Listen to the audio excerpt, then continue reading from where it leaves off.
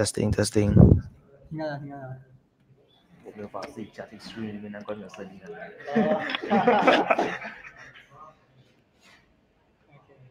OK， 这样子。OK， 我先给你。You can hear me 啊？你先给 Discord 那个现在然后我要丢去别人的，放去 SDC。什么？我放在自己的前面，然后给他看小文的。那你帮我看一下有点 comment， 有 comment 他跟我们讲啊，有问题。I mean, it's the most mainstream one. I mean, you might like me or not, but I mainstream as是你啊？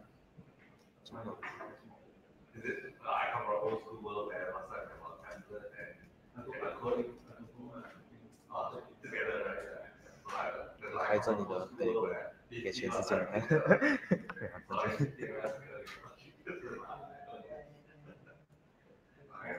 你先这个吧 ，YouTube 吧，上面的书要不要学？没有学啊？学什么？你我给看你 copy 一下。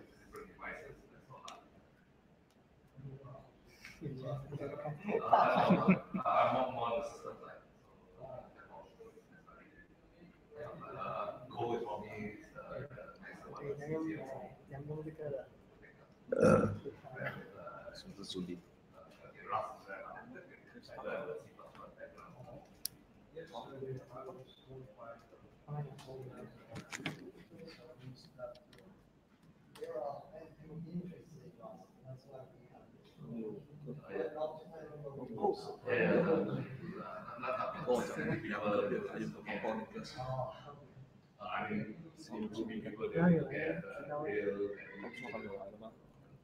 没有3个，原本1个，扣掉那个12个，然后还有2个人。今天来讲是 behind the screen。 left side 对。有他好像没在。At the wall。 那个有在那个历史面。跟他们知道哎，然后。2个是我的朋友。其他的不认识。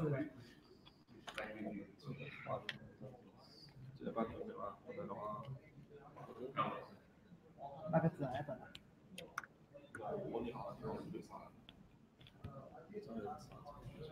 Test。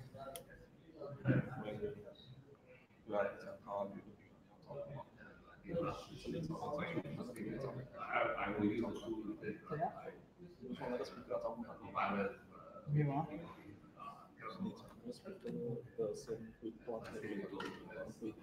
就是 Can I get some pizza？ 孩子，很多个孩子。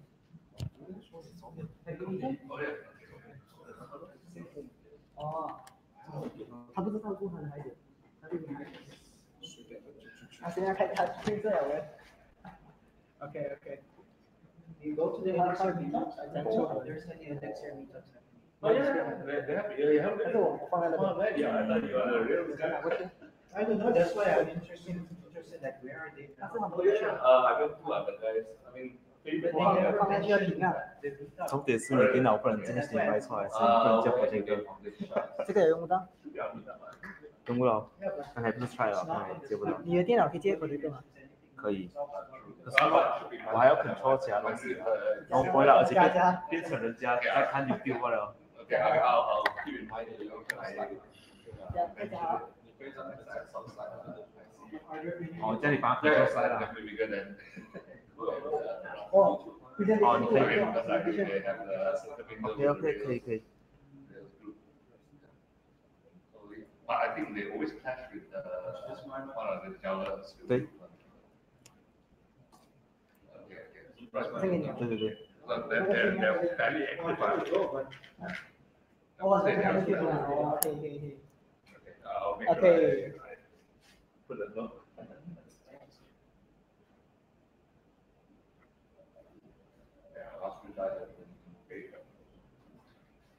Okay.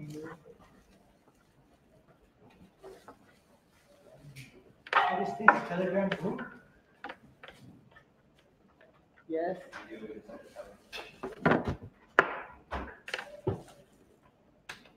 Okay, let's start.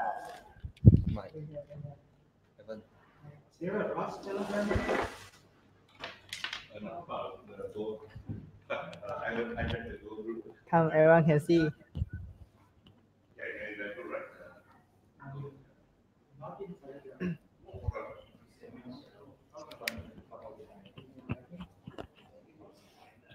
Hello， 听到吗？这样啊，听到。有没有？哦。Yeah.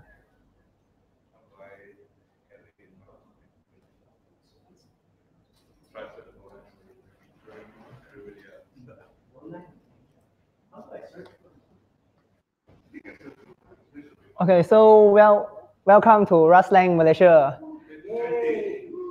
Okay, this is the meetup like for after 1 year meetup.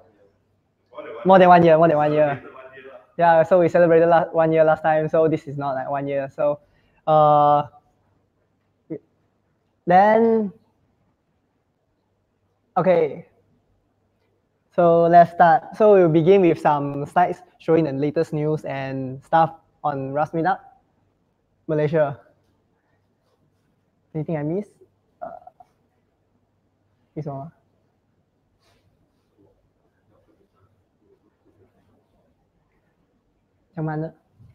Okay, so here we have the Obsidian. So first one is the Obsidian, the release of Obsidian. We're not showing lag.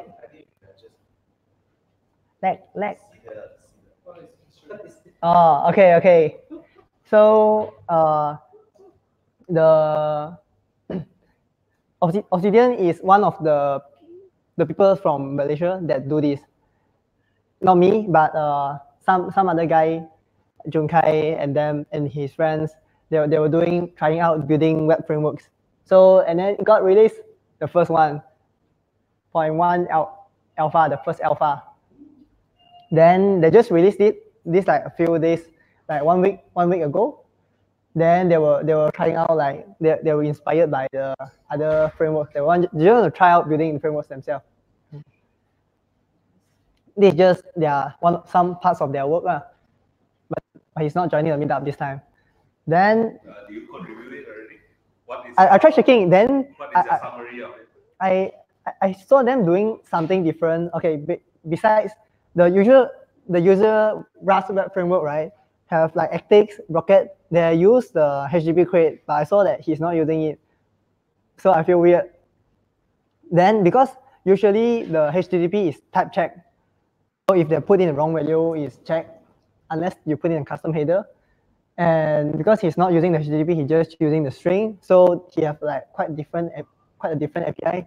Then of course there will be different things. So I asked him. Then he said, oh, he didn't know that HTTP, there's a crate called HTTP, that you can do all these headers stuff. Like you can specify what kind of headers to put in. So it allows to leverage the compiler power to check, like do the static type checking. Okay, so these are beginner type of packages. Does Rust have like in Flutter they say, okay, these are the suggested beginner libraries you should start with.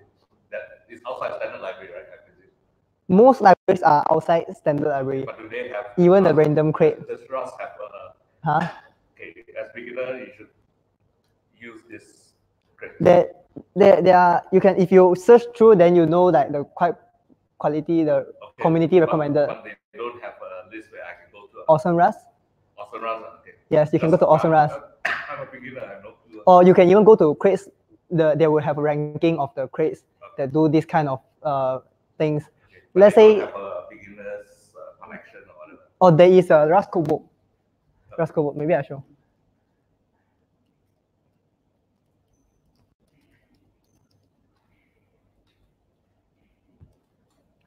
So there's a Rust codebook. You can see here.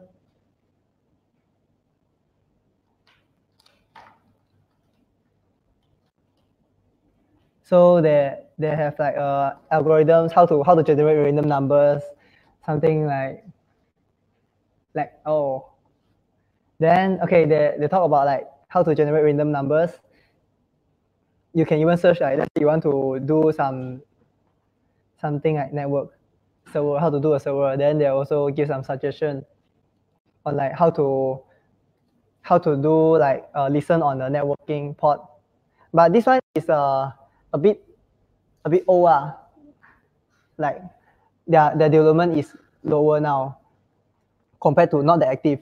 Even like if you submit a pull request, it will take like some time for them to respond. But it's stable. It's stable, yes, it's stable. This works. But what people like to see is most of the Rust crate to reach 1.0. But the people don't want, they don't do breaking change, so they don't reach 1.0, so people think it's not stable. But at the end they are quite stable. I never seen like Rust crate so far that let's say the pump a patch version that they break. I never seen that yet. Even minor version I don't see it break. Even some crates like Tokyo, because Tokyo there's 0.1 and 0.3. Okay, I'll talk about it later. So basically there's even compatibility crate for that. And okay, coming back.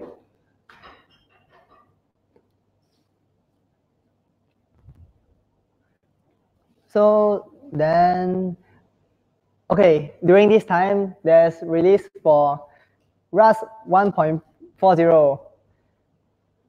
Okay, wait. Can see? Rust 1.40. So, What's new? Yes, it's new. What is new? Coming. So the new thing is there's non-exhaustive like structs, enums, and variants. What this does is that you just put the non-exhaustive like on top of the match, right? Then when you on top of the struct, when you declare the struct enums, so that Rust have the matching, right? There's a match statement in Rust. It's like something, if you never use Rust, it's something like a switch, but more powerful switch. You can do like almost, you can even match the data type inside. And if you use this, it allows you to, you must have some logic to handle something. This means that there might be something in the future that can add stuff to the struct or enum or what. So you need to handle for that. So right now you can just put like an underscore to wildcard to handle that. So because they don't, even the developers themselves, they don't know what to add. So this is useful when you're developing a library that's new, and then you don't want them to say like just match this kind of stuff, and then when they upgrade, they will break. So this allows you to do that. It breaks, right? That means you have to fix it. Yes, but some cases they might want to do this because sometimes they just, let's say in the compiler you have the different kinds of stuff there. No, but if you don't handle all the elements of an enum, like what is the situation where you don't handle exhaustively all of the elements of the enum? Like okay, let's say like shipping a library and you're offering 2 or 3 options on your enum that could be used later on as you develop the new version. You might add a new thing, but you don't want all the clients when they upgrade to pass their code to what they are not using it. So that's like one use. Usually, yes. With regular expression, when you have a full match or match form, okay, I mean you can combine the matching of the regular expression as a second match. So yeah, so you match your method to one, and if the regular expression doesn't catch anything, you don't care of the iterated match. So you say like none. In the non you say none. So I mean technically I think here in the non-extensive closed match, you can combine multiple patterns in one arm. And that's what was not before. I'm using 1.39 and combining multiple patterns in a single arm was not there. I think that non-exhaustive was the underscore. Yes. Yeah. It's like catch-all. It's just that if you have an enum and you specifically think that you're not catching all of them, that's like it feels very strange. The usual case is to catch all of them, but some strange cases, like let's say you have like error codes you want to match all the error codes. Let's say if they add 1 or 2 new error codes, you don't care about handling those, right? So you can just add them. Okay. So I think if it's like your own code base, then you shouldn't really use it. Yeah. If it's like a boundary that you don't want to break other people's code. But usually, if they saw the code just break, they can just add it because it's like a breaking change. It's fine. Okay, next is macro. Huh? Sorry, if the library, if you're saying the library you add new error codes, right?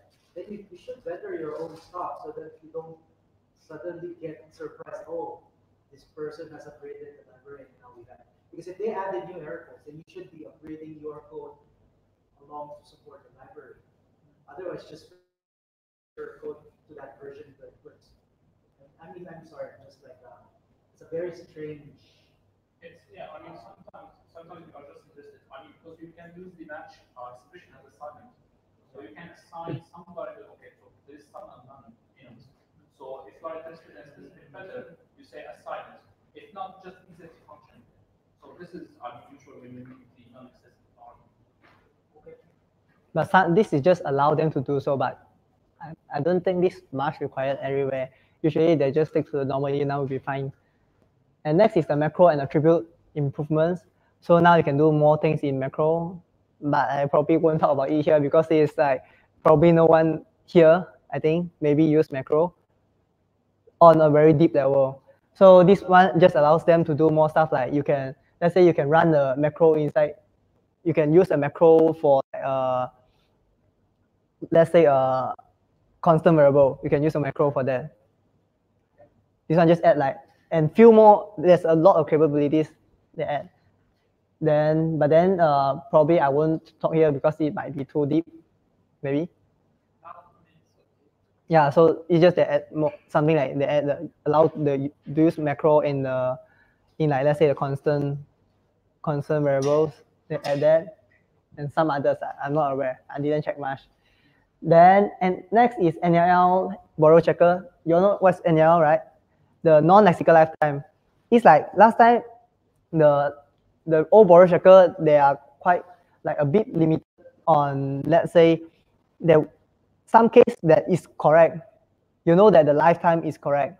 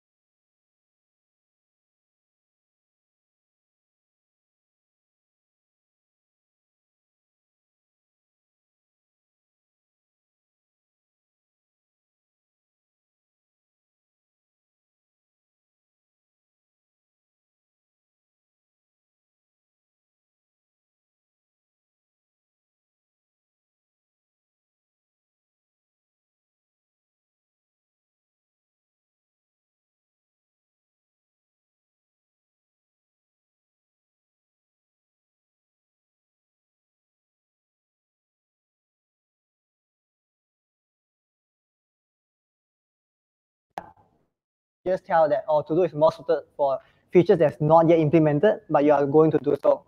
And implemented is like the code that you're probably not going to implement it and not implemented. There's even one more, but that one is not added yet. And yes, they're runtime panics. So this is very useful in terms of when you're building stuff, you haven't built everything. You expect the function to return this output, but you didn't return the output, so Rust will error. So you have like a method somewhere. Yeah. And then I return like a dummy temporary value. You can do that, but sometimes you want to do those, it's very troublesome. Yeah, but could be like, for example, I have a function that adds A to B, but I just return 3. I put a to-do macro that will cause panic. You panic when it hits the to-do. You want to test until that to-do. So it helps when you are developing, you want to test out what is currently there. So you just put a to-do there, you just panic. So like for example, the method that returns just numbers, probably not that useful, but let's say you have a method that returns a TCP socket and you don't really know how to even build a dummy one, but you want it to compile for now. So if you put it to do now there, right, it will compile. Yeah. Of course, if you run it, it will panic. If you don't do that, then you cannot even run it, because if there's error, then Rust will stop you from doing that. But I don't need like to return anything from there. No, you can just panic there, then run to do there or unimplemented, then Rust will know that you panic or what. So you. Yes. So technically, something like that.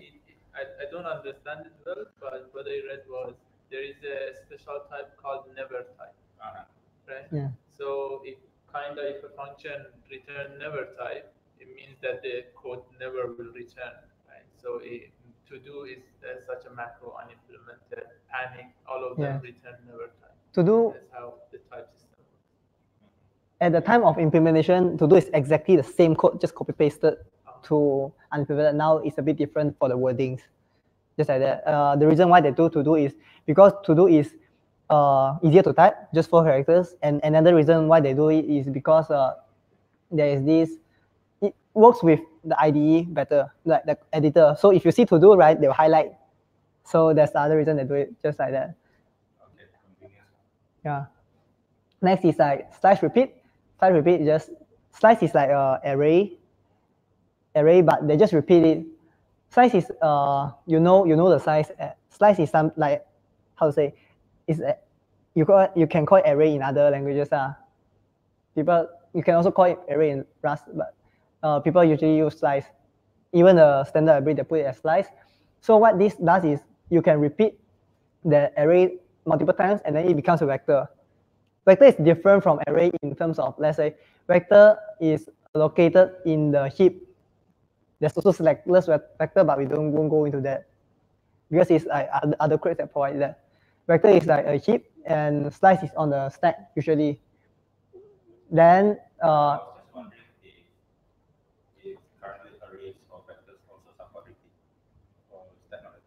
I think Vec already supports repeat last night. I think yes, already support. I was wondering if Vec or array also supports repeat already. No, array is slice.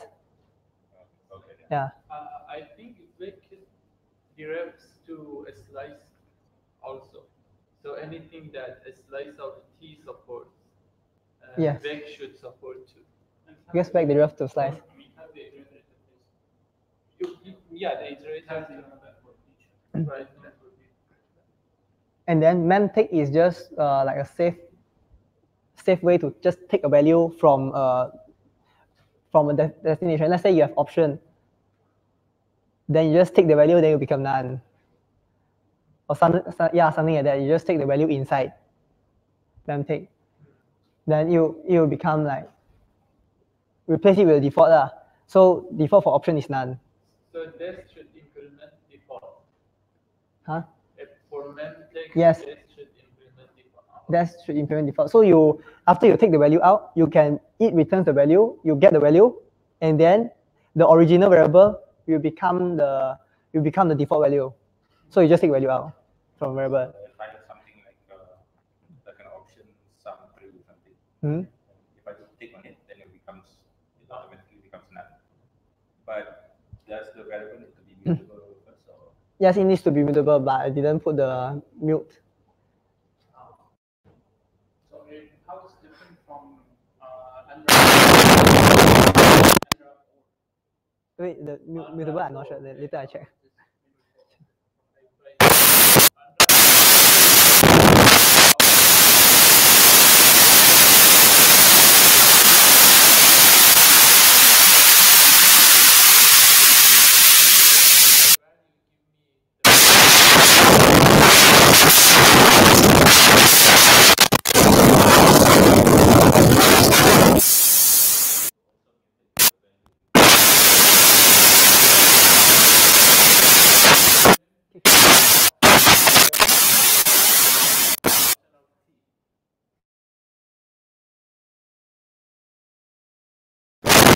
Any type. You can have a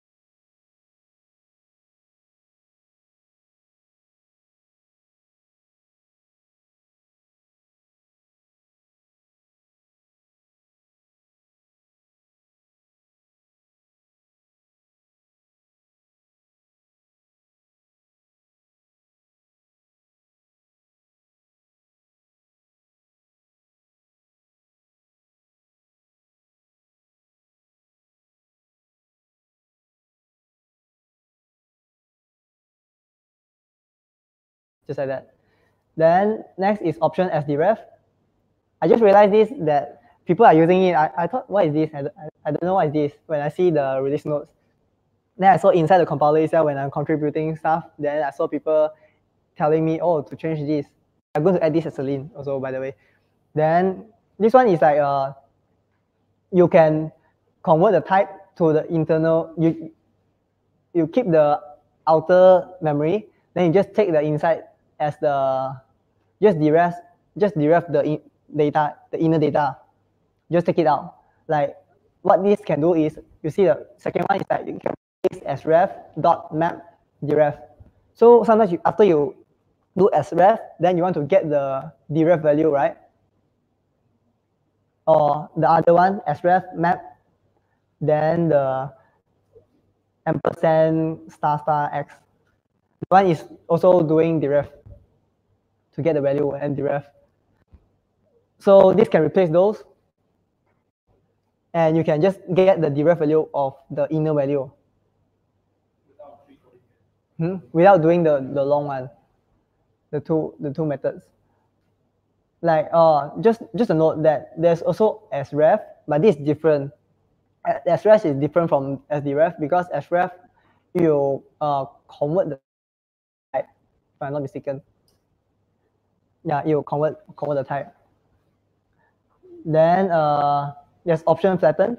Let's say the next one is option flatten. It's like just you have a lot of option, some value. Or you have some, none. Then this will flat it, like if you have some, none, then you become none. Then if you have some value, then you become the value, some value. Yeah, it just flatten the option, just like that. Then doesn't matter how many levels nested it is. Yes. Then okay, the next one. So we've done talking about library stabilization. Next one is the Rust game dev working group. Have you all seen this? So this is a new working group, like since last August. So it's quite new. There's only 4 blog posts. We're waiting for the screen.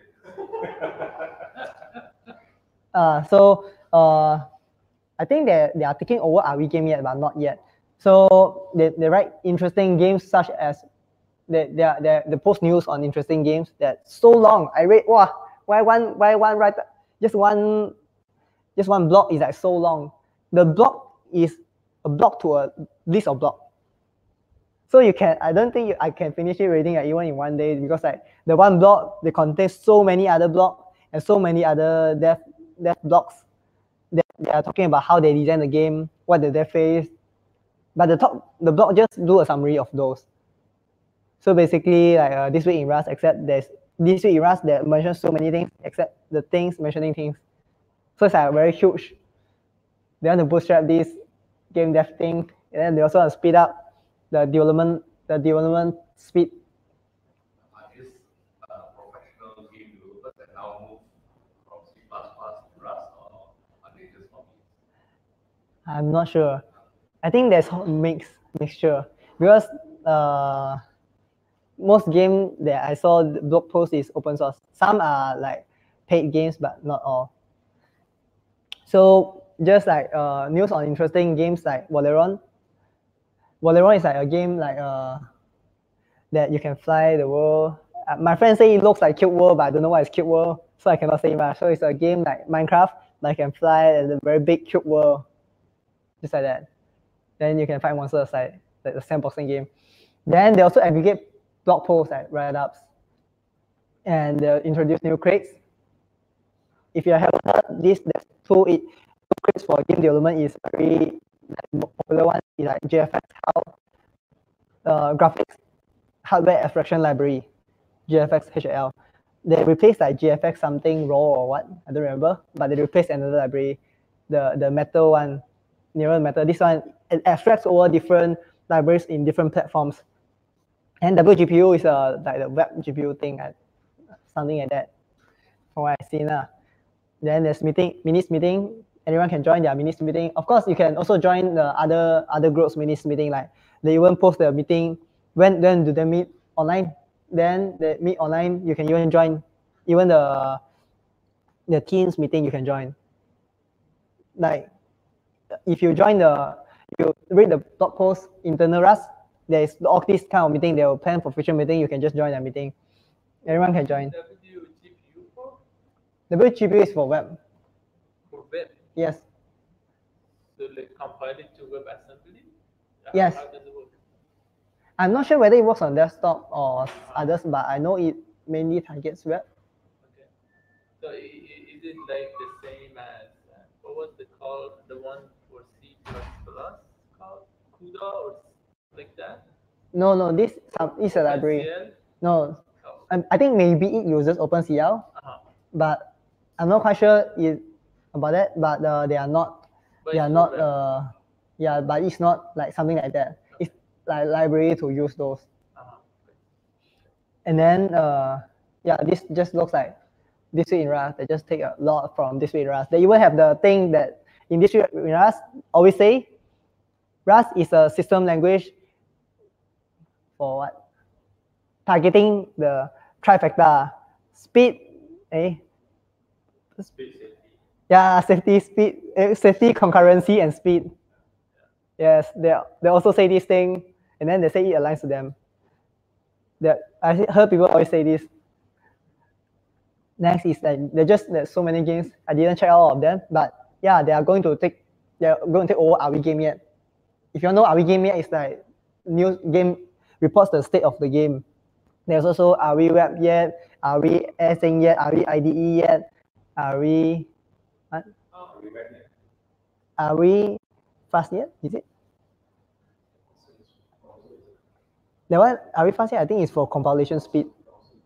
Browser is Are We web yet? There's also Are We for data science is what? There's one for data science, but I don't know Are We something yet. Okay. Then it's similar, but this is focusing on games. I think so far all are mature, getting up except the data science one. And then down there, just like I'm taking some screenshot of their blog. Next, talk about ActiveWeb. They released 2.0.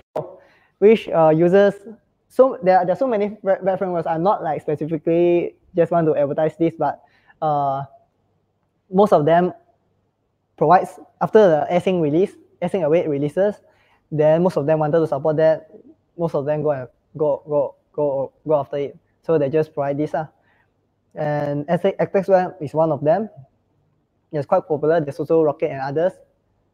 And like Thai. Then this one uses like the provide use of async await, and there's huge structure changes. If you note that the code there, if you can see the translucent one, it looks more like Rocket now. Yeah, it looks more like Rocket. Then it also have a runtime now, like ActiveRT uses a runtime, but the speed is still quite good.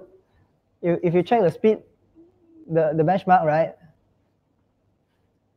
This if you don't know what is this Actix, is similar to Rocket. It's similar like Rocket, but except they use stable compiler. Rocket use nightly. Their speed is still okay, I guess. Last time they're going to over them, but then some people don't like it. They just say Rocket cheat. No, the Dragon cheat. And then now I think it will beat. Yeah, so this one is like one of the fast one, but I think they lost in a few. They're still top up, but still not all is number one already. So this Dragon is like a C++ framework. They just suddenly come up and then become so fast. Yeah, and if you want to see other JSON serialization, it's not at the top. Yeah, I see it at like 9th, still okay. Multiple queries. I think this update, this one is like, oh, you see this, don't know what happened. Okay, there's also single query.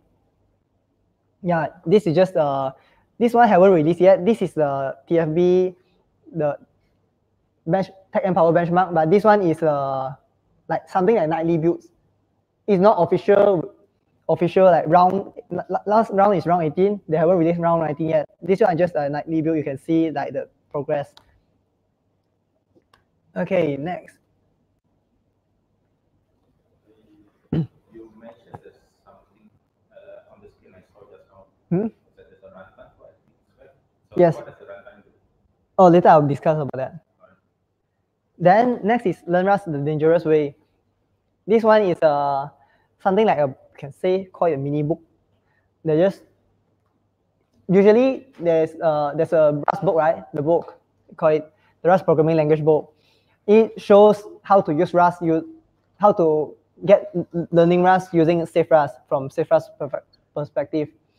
Then they teach about like let's say if you're coming from a Python, Ruby, and other developers, then you might think that book is good. But people coming from C++, C, they doesn't necessarily think that way. So of course, they are used to unsafety, not unsoundness, but maybe unsafety. So they are used to that. When they come in, they say, oh, how come it's so different? So this is an initiative this author wrote this to let people from the C world know. Then so at first they take the C, convert into Rust, then at the end product, there's 95% safe Rust. There's like 7 step now, 6 step, and now getting to 7 step. And you just a spoiler, each step does not lose performance. Each step uses more safe Rust. At first it's all unsafe, then more safe Rust, and each step gets faster and cleaner, like more rusty. And yeah, just a spoiler. Then the link is down there. You can just watch. It's a quite step-by-step tutorial. They take the N-body GCC 8 from the benchmark games. If you know that the programming language benchmark game. So this is something like a simulator for the universe or what? Simulator for the planets from maybe. Then next is quote of the week. This one I didn't show the latest week 310 because that's too long. This one is quite nice. Unsoundness is what happens when unsafety goes wrong. By Alice Rao, maybe I think I pronounced the name correctly. So she is one user, very helpful, regular, just keep helping, posting, solving other people's problem. If you have problem, you can just post to Rush users and she might solve it, maybe. So if you know that unsoundness is like bad, unsafety, you can get undefined behavior or UB. So unsafety goes unsafety goes wrong. Something is wrong with unsafe when you use unsafe. Yeah, so additional rating. Publish. Oh, so Rust Malaysia publish the burger problem. Like last time we discussed the burger problem, but we didn't publish it. Now we publish it just for ourselves. Huh? Yeah, I post it on the group. Then I even post it to the This Week in Rust. Oh, and then I thought, hey, they said it. Oh, I didn't know. And then the second one is like they're talking about lifetime iterators on the niche one, a niche one, which is talking about like, let's say what it's not the usual lifetime. So it's like they're talking about IMPL, IMPL, the IMPL iterator, except there's at the end you can see a plus some lifetime, right? They're talking about that. Anonymous. Yes, right? Yes. At the end. So this one is just. Actually, was reading about today something really weird. Yeah. Plus, think underscore. But I think the book already mentioned that. The book. Yeah. They updated the book too. And next one is I just on this today. People want to translate quickly to Rust using C to Rust. They just transpile the code, convert it, and then they want to play it. They do a few modifications after they convert. Mainly like with the globals or with the SSE stuff. Yeah, so next, coming soon, we're going to end this, talking about this, and start the slides. So just talking that we'll be hosting a Rust workshop in March. Yeah, also maybe I'll tell the Singapore guys that I heard some of them are interested to come over. So I just ping them also. If you want, can join. March. I'm not sure. Planning. But the location is in FU. APU. Yes, during weekend, but the transport. Yeah, we can just pick people up.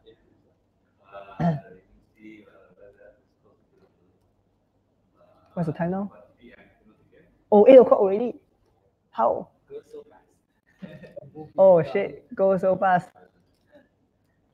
Need to go faster.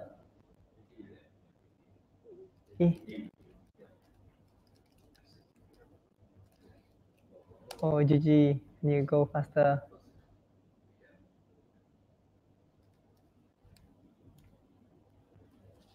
Okay, so Rust Async, I'm going to talk faster now. So some introduction. No, because it's quite long. I take like from two videos and then I merge them and plus some of my own. And just some introduction to Async. Very slow. Yeah, some introduction to Async. Async is parallel. This one is taken from another talk also that you need to get like for me to talk like Async is there's this parallel, concurrent, and synchronous. What are they?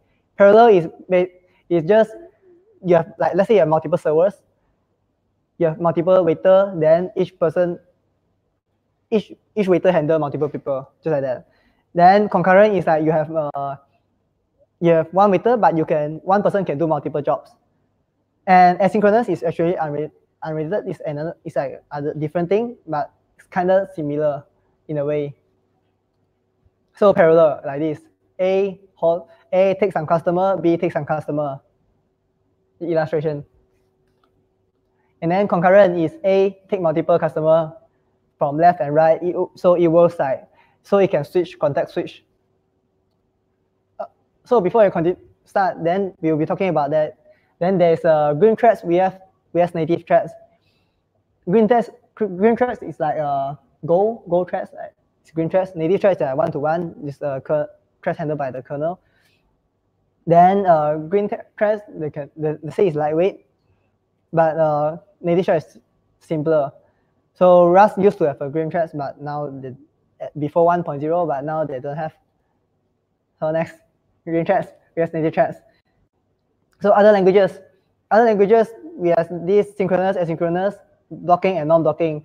So there's Go Ruby on the synchronous but non-blocking side, and asynchronous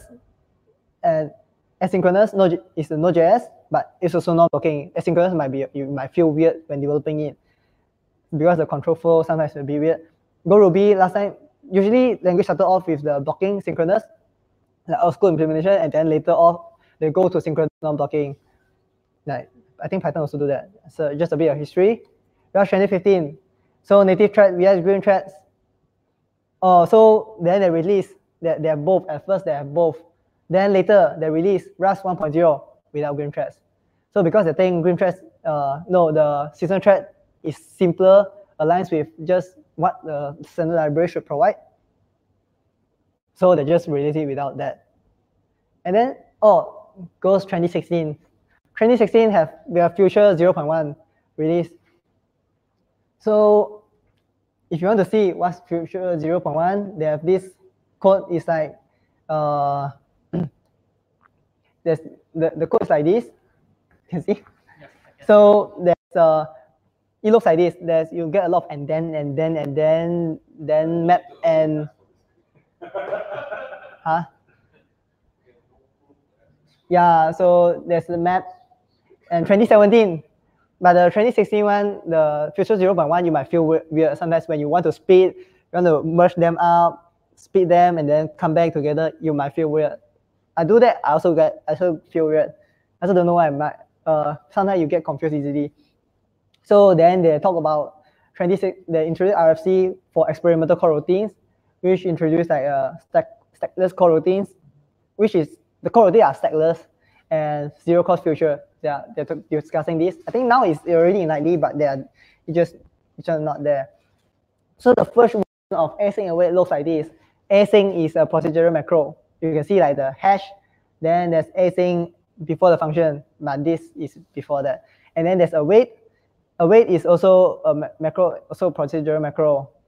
And one is, okay. Two is macro, but I forgot what's the different macro already. Yeah.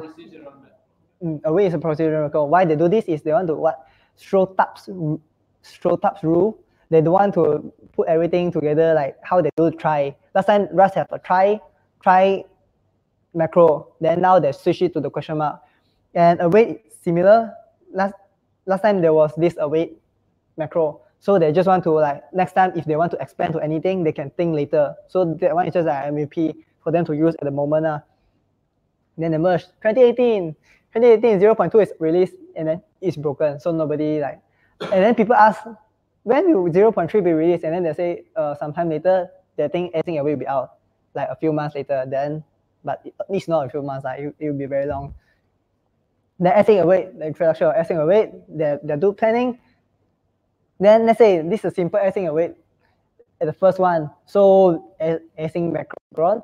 So now it's like a compiler built in already. So there's the async will make this thing into it will desugar it into another thing. It's like function and then return a future with IO result. In this case, future with IO result, just wrap it in the future. And then inside you still see the await. Something it looks like this. Inside you still see a await. And next is pin.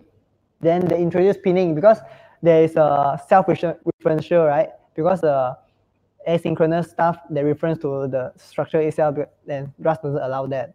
Then they introduce this pinning for immovable type. They just make the type cannot move, immovable. So this is to solve the case where async they want to prevent them. They want to tell the compiler that it will move. Yeah, they just use this pin API call. So each block of async with a function that calls a lot of functions will be just one stack allocation for the grid. And if can move, then you cannot have a reference within the same structure referencing another member. That's like if you cannot have a structure in Rust that one of the members references the same structure. But if it's pin, then you can do that. Yeah, but pin itself is like quite complicated. Then maybe if you want, we can even have a workshop, meetup to talk about pin. Then usually you don't need to care about pin. Pin is just for library authors.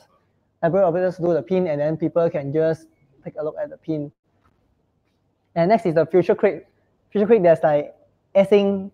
As future crate goes to STD now, so they merge future crate. There's this future crate because 0.1 plus 0.1, 0.2, and then later they just merge in the base one, like the task system, and they also merge in the core future API just to allow the ecosystem to make everyone to use the Rust standard library one.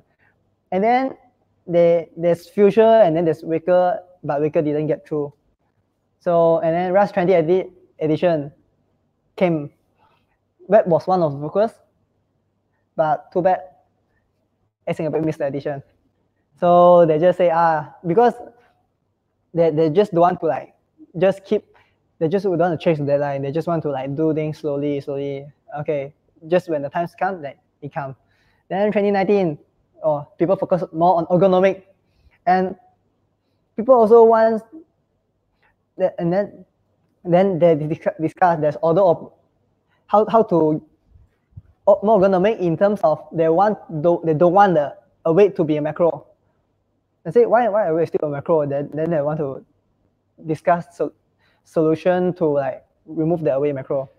So there's this order of 4 solution. Order of operation is like they don't have a await keyword. It just depends on the order of the operation. But this one is confusing, and it's okay, later I'll talk about that. Then synthetic sugar, it also have a standard prefix for this. Like prefix is like await space something, like in other languages. And then most other like Python also. Also, then postfix is like something await. I don't think other languages have this. Then a postfix CQ. This is like instead of postfix dot await, the postfix alias await. No, await something like that. But yeah, tool is weird. Order operation is weird, get confusing. And postfix CQ, I don't know why, but people like await. People are still more familiar with await, so they left with 2 solutions: either await something or something await. So prefix vs postfix, and postfix won. Why? Postfix is more ergonomic and it's more readable for Rust case. So they decide, don't care about other languages. Just the reason why they want the prefix is just solely because they want to be easy to adapt for other people. But then this one, but if you read it, after there's people say after 15 minutes you forget about this weirdness, but then you get used to it. Then they just it aligns well with the question mark operator for error handling. So you can just error await error. Then yeah, so feature orthogonality. Then if you are interested, you can just read this Dropbox paper on their arguments. It's quite long.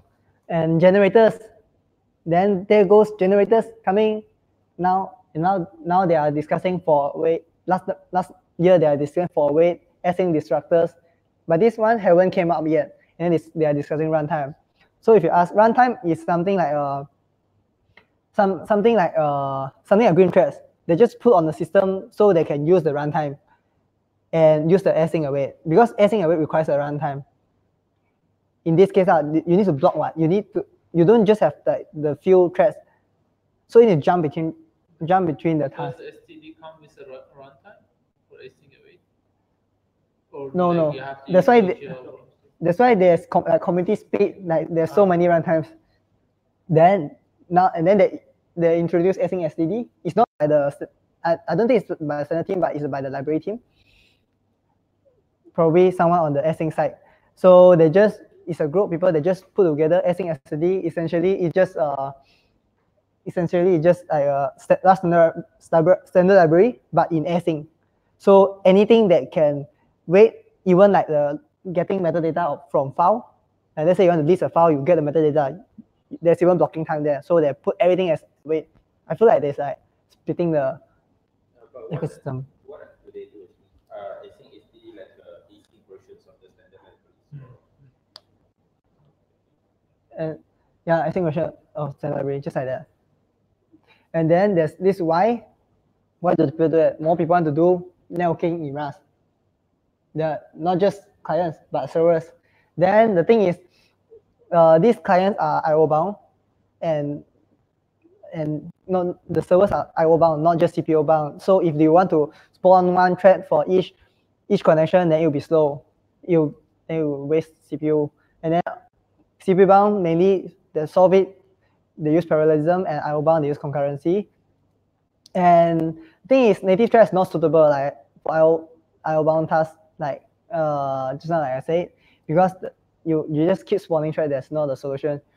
And then most way people use green threads are the others, like what they say is Golang and Erlang. I don't know if they just use some kind of an event. Yes, this one is they just have one green thread and they spawn so many threads inside the green thread to solve things. And but Rust cannot have that. I don't know. I forgot why they say that. It's not suited towards Rust. They didn't want to have a runtime. So, yes. Yeah. If you want to build it on an embedded device, you don't want to have any extra code shipping with your language. Then there's this. Then of course there's Node.js, like you say, event loop. So they just use event loop. So the target is the event loop. Then okay, just compare JavaScript. Now have callback hell.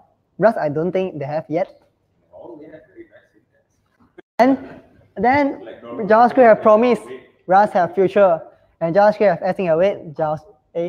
Rust also have async await. So just a comparison. Promise is runtime, and future is zero cost in Rust. Then promise to push base on pull base. Push base means that you do the value already, then you just push. Then another one is pull base, so you just keep polling for value. And one is when you create a promise, then you start run the function. But future only when you pull in the promise, then you get pull. Promise is simpler, and future is complicated.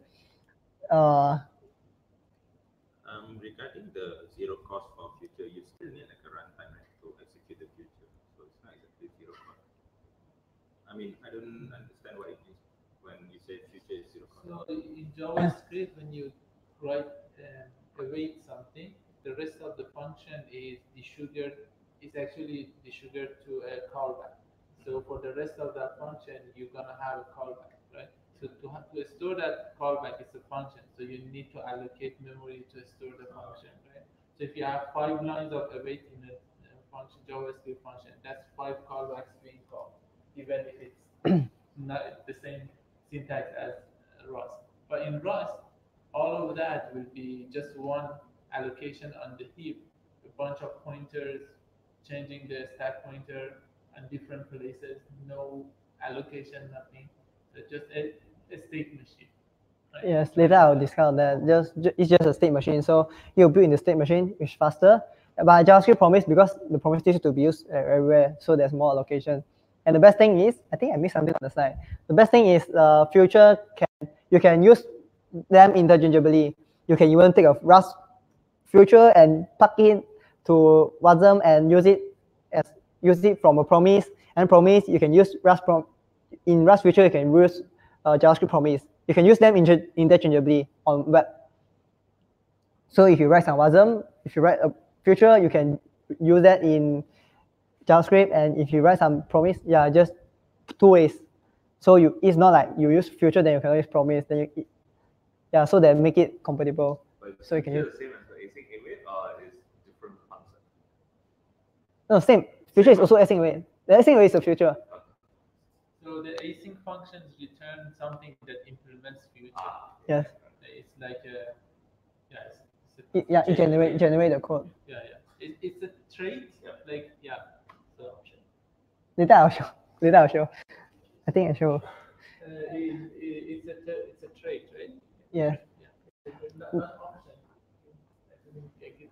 Then Rust have no garbage collector, just like a node. So because this is the way they design this way, because Rust have no garbage collector. Rust future, okay, yeah, works both way with Wasm.js. So some code. This is JavaScript. First one is callback hell. I mean callback. Then second one is promise. You see that? You can see. Then. Then the second one is promise, and the third one is using async await. And this is Rust, and this is Rust. Rust also got callback, but it's not really a callback. It's just oh, it's wrong. It's not bracket. Oh, okay, but never mind. The response shouldn't be bracket. What shouldn't be bracket? I copied the JavaScript one, so it's wrong. So the response should be JavaScript one, right? Yeah. We haven't seen your Rust one yet. Yeah, oh, so we have a race. Okay, here is the Rust one now. Yeah, we're looking at the Rust one now. Don't change anything. okay. Let me. Okay.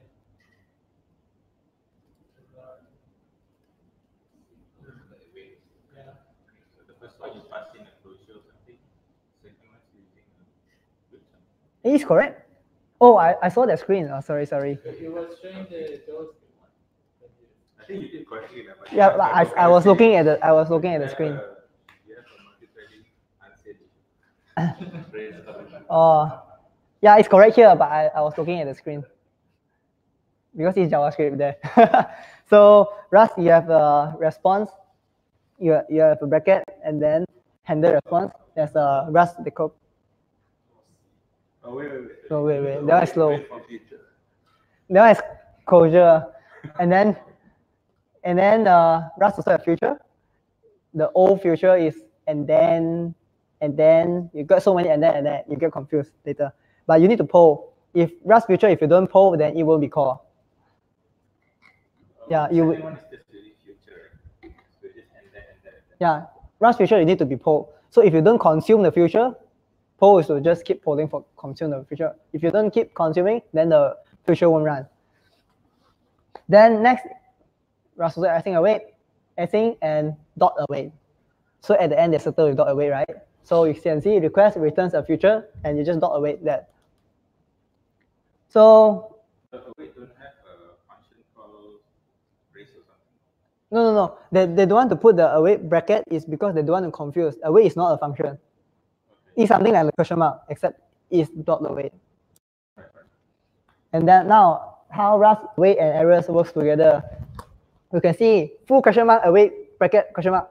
This is try full. Try full is basically just if there's any error, just propagate the error to the previous function. Try full and await the result and try the await result as well. I didn't put that. You need to try both. And try full, the second one is just try full. But await, you just await the result. So you got error then ignore. Huh? If you know any question mark, then no, if you do a question mark, then no question mark. This one is just to show that how you are propagating the error. If there's no question mark for after await, means that you don't catch the error. oh, this is wrong also. This is wrong. So the question mark. Yeah, await shouldn't have bracket. Are you familiar with the question mark? I think his question is like what the question mark do. This one I put wrong one. The bracket is actually the full bracket. It's not await bracket. Okay.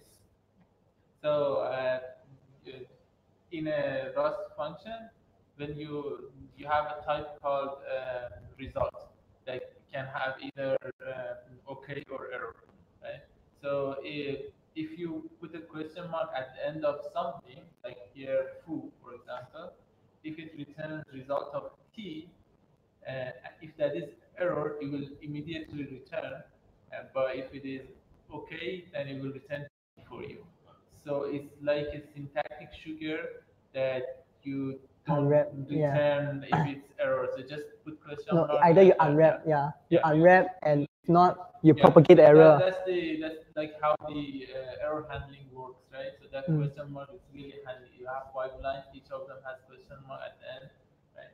So here is like how it combines with the async await. So yeah, so you can see that whether there is error after the await or error before the await, you can see it clearly because you read from left to right, right? But then you should have parentheses. Yeah. The parenthesis is full. It's not await. That's wrong. I wrote it wrongly. I see what you meant. What is missing? The parenthesis. Then okay. The parentheses, right? But this works, right? This is correct. Yes. Yeah. Just the parenthesis should be full. It's not await. Then we have now. So you can see this. Oh, this is quite small. Otherwise, you can see like based on what the other groups showed. No, inside Malaysia, some other people also writing Rust. They show this. So what async, they use async STD and async await, and then they remove this bunch of code with just like a few lines. If you all can see, if you cannot see, never mind. You just know that you remove more than you add. Okay, this. Yeah. 70% lines. So what did they change? They just change from the usual one to async await.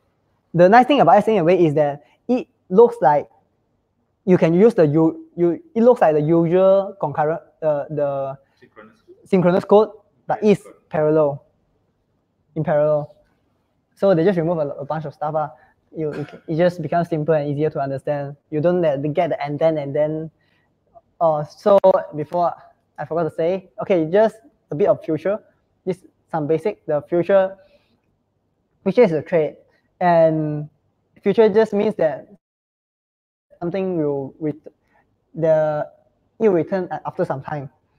Then you get a type output. So it's an associated trait where you get a type output and you also get a poll. So usually you just keep looping to poll for the value, and it will return the output at the end. And you also take pin, use pin here. So how? So at the end, the state machine. So they generate like every dot await is supposed to be like this, full dot await, full bracket dot await, like just now the example, like just now the example. Then say for every dot await, right? They create like a suspension point, like a checkpoint, like where it might suspend, like for every await. So that this can run both can be running at the same time. So they create something like a suspension point. So they make it like a state machine at the end. So they tell which one is running. Okay, maybe I show. So the A and B are running in parallel. Because there's no dependency, right? They will here what Rust do is they'll draw out the dependency. So if there's no dependency, then we can run together. No, this one is one by one here. Still being blocked the first statement. Yeah, if they want to parallel, then they need to join them together. Yeah, sorry. Yeah, it's one by one. Here is one by one. So they'll just unroll this. So just like the state machine thing, right? Yeah. Imagine this is the sugar to a switch case, right? That the number that is passed in is 0, it executes the first line. If the number is 1, it executes the second line, right? Then when E1, right? When E1 said you have to poll, right? So this function internally gets called many times, right, by the compiler. The compiler first time passes like 0. So the first switch case suspension point, right, runs the first line. Then it passes a new number 2. Then the second part runs. That's how there is no allocation or anything, right? So it keeps on polling. Yeah, it keeps on polling. So every time it's like executing one of your switch statements, right? Okay, so this one is like how it generates. So at first you can see the structure contains input. They generate something like this. Then they contains input and they just create a future for you. And then never understood this one is just to explain like how it generates the code for you. So at the state, for each state, they will save into a structure.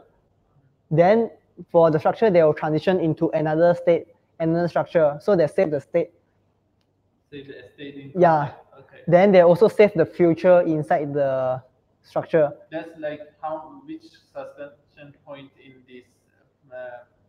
this function, how much progress we have made, right? That the state that we need. Yes. To set. Okay. Then they also do like based on state, what should the function do next? So it's a state machine essentially. So they just say after this state, do this state. After this state, do this state.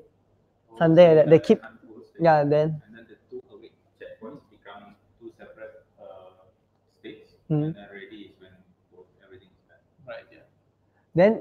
Then for this is a rough idea. I didn't go too deep into this, but this is basically like a state machine. So internally it looks something like this. So before any starts, unfold, then full, and then bar. And next is optimization that they do is zero cost and async await, async FN. So at the end it will be like something like a generator and state machine. And then the one optimization that they do is the enum layout, because they are using enum right just now.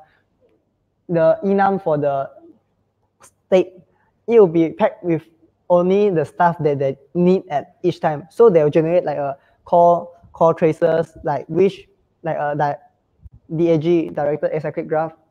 So they will just see which, then you can know which one is needed at which point. So it will be come into something like this: enum, full, unfold, suspend 0, suspend 1, and done. So because if you notice, right, something is not necessary everything needs to be stored in suspend 0, the await. Not necessarily everything needs to be stored in suspend 1. What if you have something that only used in suspend 1, 0, and 1? So they will pack this into something efficient so that they can reuse the same space for the future stuff. The future. Yeah, so they will use the enum, right? They contain a structure. So let's say you can see like they can create this. You can see like this called table to illustrate. Let's say if you have a function that needs something, so they only for that state, right? They only contains those kind of function to like keep the memory low to optimize. So they just throw away the stuff that's not needed at the point. So you mean that the only specific states would the local variables be allocated? Do I get this right? Is like you have a local variable for local A, local B, but because each of them only belong to one of these suspension states, like suspend 0 and 1, you can use the same space for both of them. Right. Something like that. Right. It's just to say that they're optimized for like the size storing the future, because they need to store the future somewhere, right? So they optimize the size for storing the. So like, do you have the line that had A and B? Yeah. Yeah. No, this one doesn't. Oh, okay. This one just say roughly how they. The table. Where is the table? So basically, they have like a structure. I think. So this is like A, and then this like B. So let's say if there's some stuff there's like, because if you have new feature in, it keeps packing in, right? But let's say you have some stuff that's not used in some state. This is just internally, just internally. You don't need to do this. It's just internally how they optimize the features to only use it for zero cost, and then minimize the memory usage also. Like up one is shared, then just one allocation, everybody yeah, so they can share. Yeah, they share the same structure. The variable A is used in the first class. That's how I get it. I don't completely know that it. Yeah. But just, and then if you like variable B in a state B, but it's like the lifetime of it is only in the state B. So it uses the same address space, same location, right? Yeah. It's just to they want it just to save memory. It's smart, right? Save memory. Just something like using a table to save memory. So and then we have async STD, like just async version of the standard array. I feel like this. Yeah, most of the similar to a standard array. But then do they say all the functions and library must be async, or they say certain function will not be? Right now, I'm not sure, but I think all the function is as standard library will be in async, because there's the community port. Is the I think it's handled by some library I teams. think that only the things that handle have I/O. So Yeah. like TCP, UDP, Yeah, yes. file Yes. operations. Yeah, only these. So say Most of the standard The thing is, is a crate, is it? It's not. yes, it's a crate. It's a crate. Maybe in the future they might merge, but maybe not. Maybe not. Maybe. Maybe no. Nobody say that. I just randomly say. Then there's also there's this task. If they run right now, they don't have async on the main. You can have async on function, but you cannot have async on main. So what they do is just they just put a block on, so they just keep blocking here. Tokyo has it, right? That's why they have a runtime, huh? Tokyo. Yes, but this one is from async STD. This task. Okay. I think Tokyo also have similar thing. Oh, so it generates the normal main. You have to say like Tokyo main. It's a procedure. So You can say sync it. so instead of writing this, right, then that's why they have this kind of thing. They call like runtime. So this is to just decorate. You just put on top of your async fn main function. Then you don't even need to do the block on thing. You can even write async. After you put this, right, like Tokyo main, then you don't need to do like async. No, you don't need to do fn main. You can just directly async fn main. Then you can just use async directly. The async STD decorators for what? Same. The same. So I just need one of them. Right? Yeah, one of them. There's I think 6. Each one have different purposes, different functionalities. But yeah, there's a lot. I also don't know which one is for which one, but just take anyone. I think I use async STD, but it's same. It just allows you to do async in main, just like that, instead of using the block on. Yeah. Then what async does, I think it causes this split in API. There's this thing vs async rate vs async rate, and write vs async write, and then serve vs request. But not that both requests have both. Requests have both sync API and async API in the latest one. I think haven't released 1.0 yet. They're going to do so, but haven't. So the sync will block the thread and the async will return the future or something that we can await. Yes, sync is blocking. Async is not non-blocking. Yeah, but serve is a crate built by to browse the web, like request, similar to request, except they do something interesting using a wait to get the data. Right now, you need to for the request, you need something like .json and bracket to get the data, right? But this one is quite interesting. It's because you just build the future to call the API, and then you just .await, then you call the API.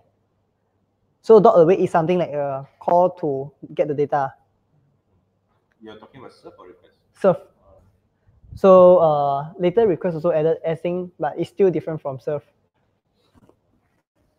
But serve is written by the async team. So serve and async working group team. Are creates to talk to JSON APIs, like REST APIs. Yes.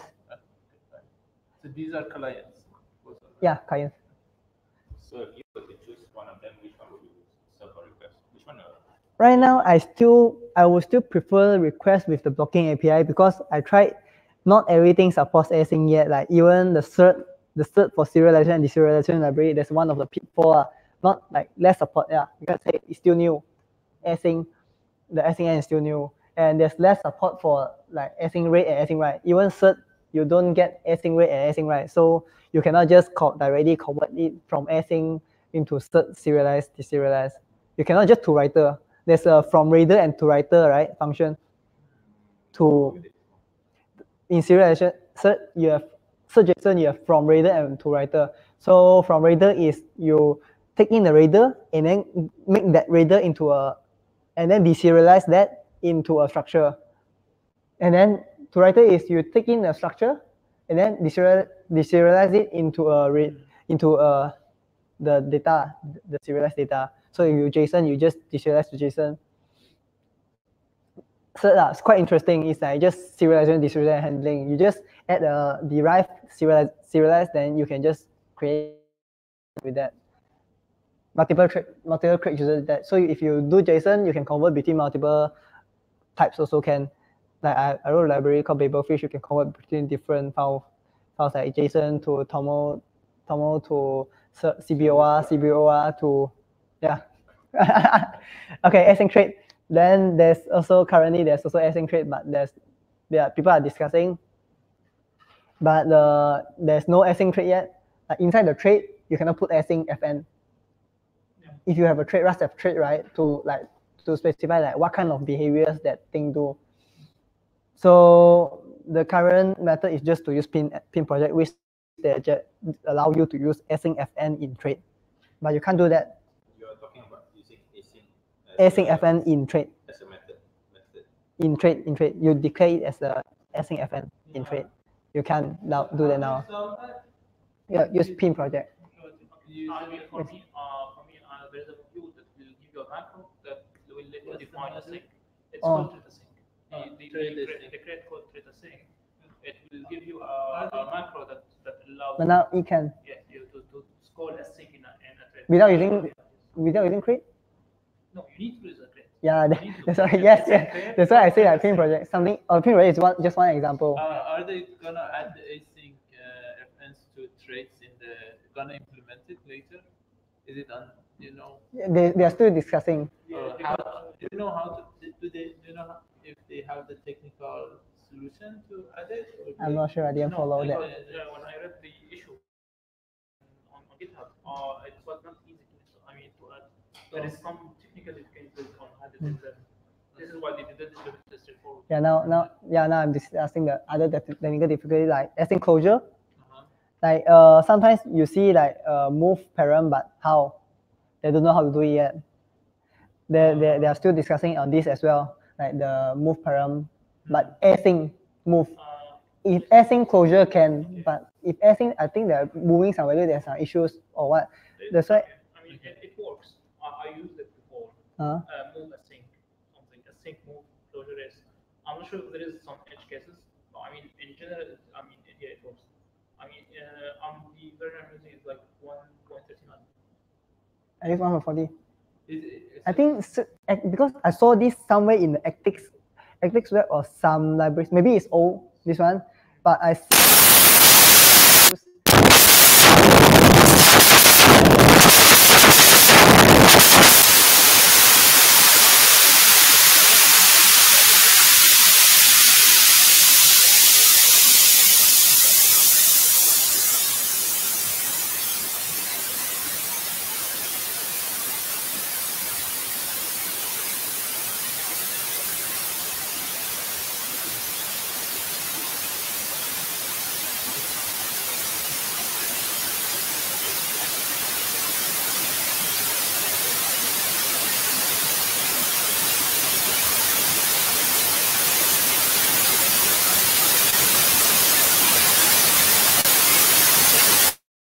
not yet. And what is it called? I think it's called Nicole Masaki.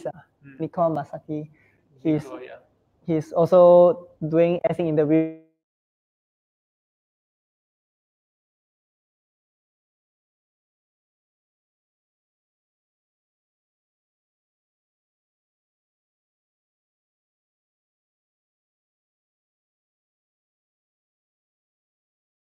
Until he know, he stops learning something. So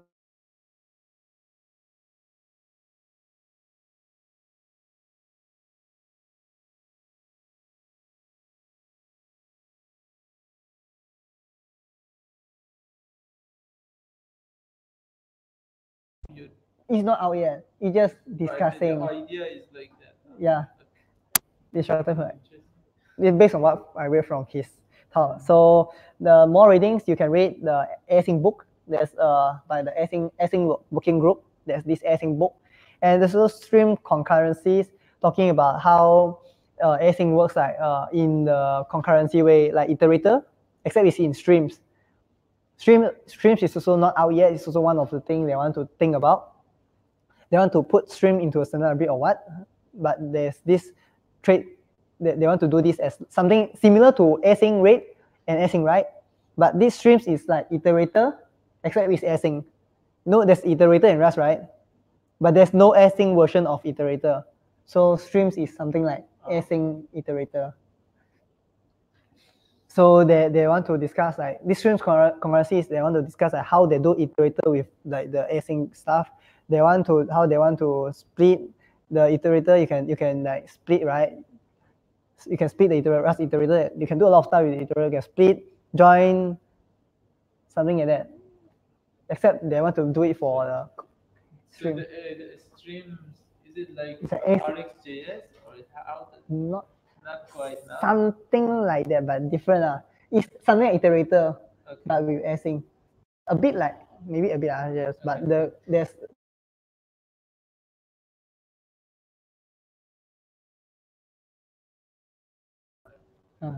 kind of. Okay. something like that. But you can read the book because you just talk about the stream and then how different streams is implemented in different ways. Yeah, they will show like one to many, many to one, one to one, like many to many, this kind of thing. I haven't read that. Then there's also Rust journeys to async await. I think this is the last one already. Rust journey to async await. I think the other speaker should prepare. Then Rust journey to async await, just discussing on like history also, but that is like more in depth. The other one is a Google guy also, Tyler Mandry. Also, they talk about the life of async FN, like that how the optimization. He explained it quite clear, but that whole talk is just talking about how the async FN comes in and out. Yeah, how they generate the async FN and stuff. Be something like what you're walking through the state machine. Let me check how much more time. Maybe like one question. Can get one question. 5 minutes. 有问题吗？那个 YouTube。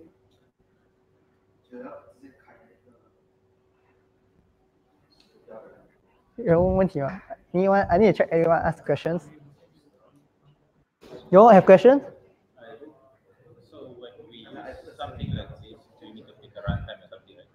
For the runtime, we have something like clean threading, multi-threaded polling or something like a single thread. I think it's still something like this. I'm not quite sure, but I think because they say, I think the runtime is still something. I don't know how to answer. Maybe. Yeah, the runtime is something like they call that runtime, like just now I showed that.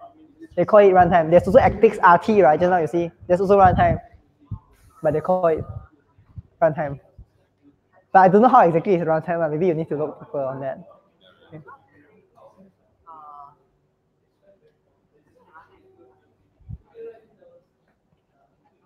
Minute.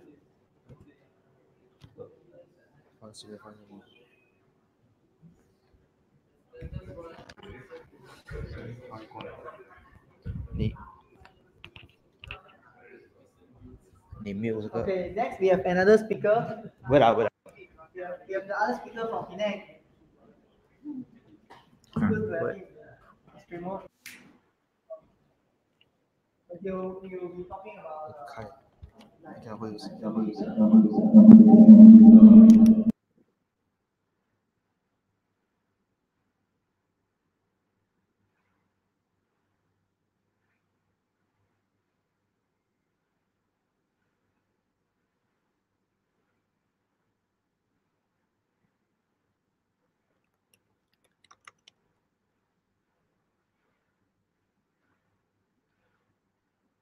讲话看，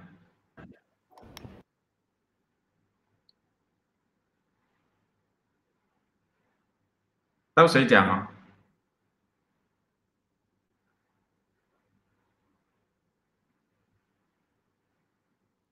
？OK，对啦。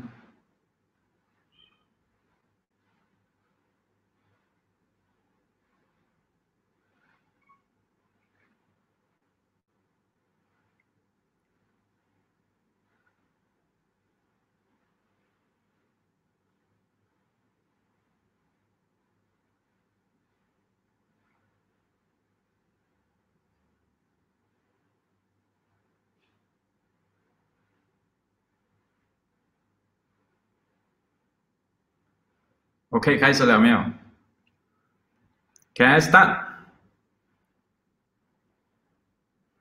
OK. I'm actually very new to Rust Lang. Like 2 months ago, since 2 months ago, when I start to look at Rust, I find it really interesting, and it made me give up React.js, React Native, everything. So I start to look at Doom first, and then vDoom to compare all the JS to Rust or WASM. I figure out this thing. As you can see, JS Doom is having Svelte, jQuery, vanilla, prototype. And then vDoom is the one we are familiar with, React, Angular, Vue. And then from Rust, we are having Rust Dominator, which is what I'm going to share today. And then STD Web, WASM, Bungeon. And then from vDoom side for Rust is Dodrio and U. Okay, this is the benchmark I figured out from the website. You can go to this website.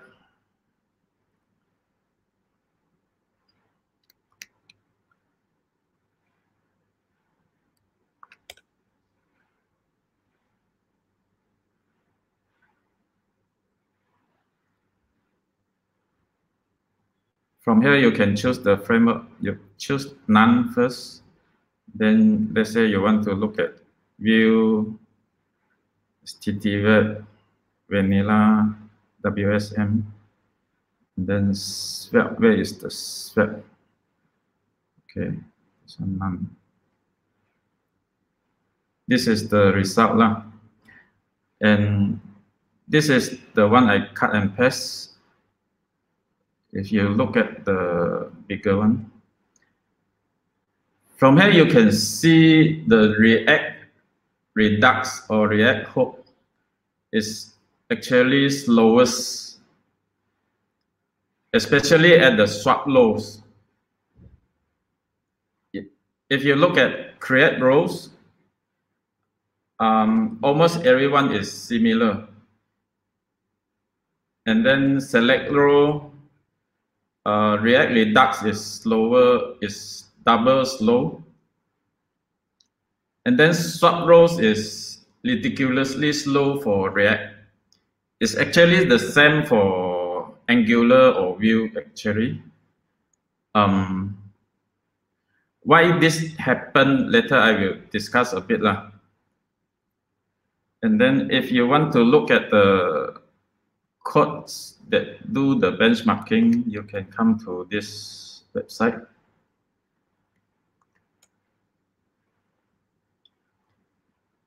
This is where they create the samples. And then the frameworks for each of the framework is all over here. Like this one is Redux, React Redux. And then even the Dominator is over here. Okay.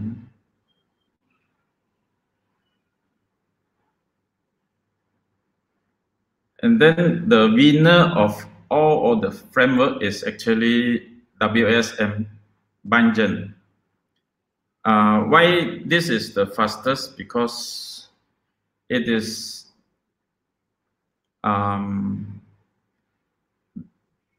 directly talk to the browser API, which is the web IDL. And then we look at the pro and con of Doom vs vDoom first. From the Doom side, any normal person looking at the picture of ABC and new ABC, and then the small yellow to big yellow, you will be thinking we should be updating these two components only, right? New ABC and the big yellow component. But some of the funny developer, they might be thinking, since the patch require a lot of updates, they will just trigger the whole patch of updates on the blue patch. So this is the problem of Doom when you are having bad developer. But good developer will update each component or each element accordingly. And then when we are having a lot of bad developers, that's why the idea of VDOM come out. The VDOM will actually do the job of a good developer. It will do the diffs to identify what's the difference of the patch from the previous patch to the current new patch with the updated elements. The good thing is the VDOM do all the job. You don't have to be worried about how to handle the stats. The bad thing is when it is having 1,000 components or having 1,000 rows, within a rows having 20 cells, 20 columns, something like that, that would accumulate up to a few thousands of components inside your patch. And it actually double what is having on your patch. If you're having 1,000, it actually store 2,000 of components to do the diffs. That's why when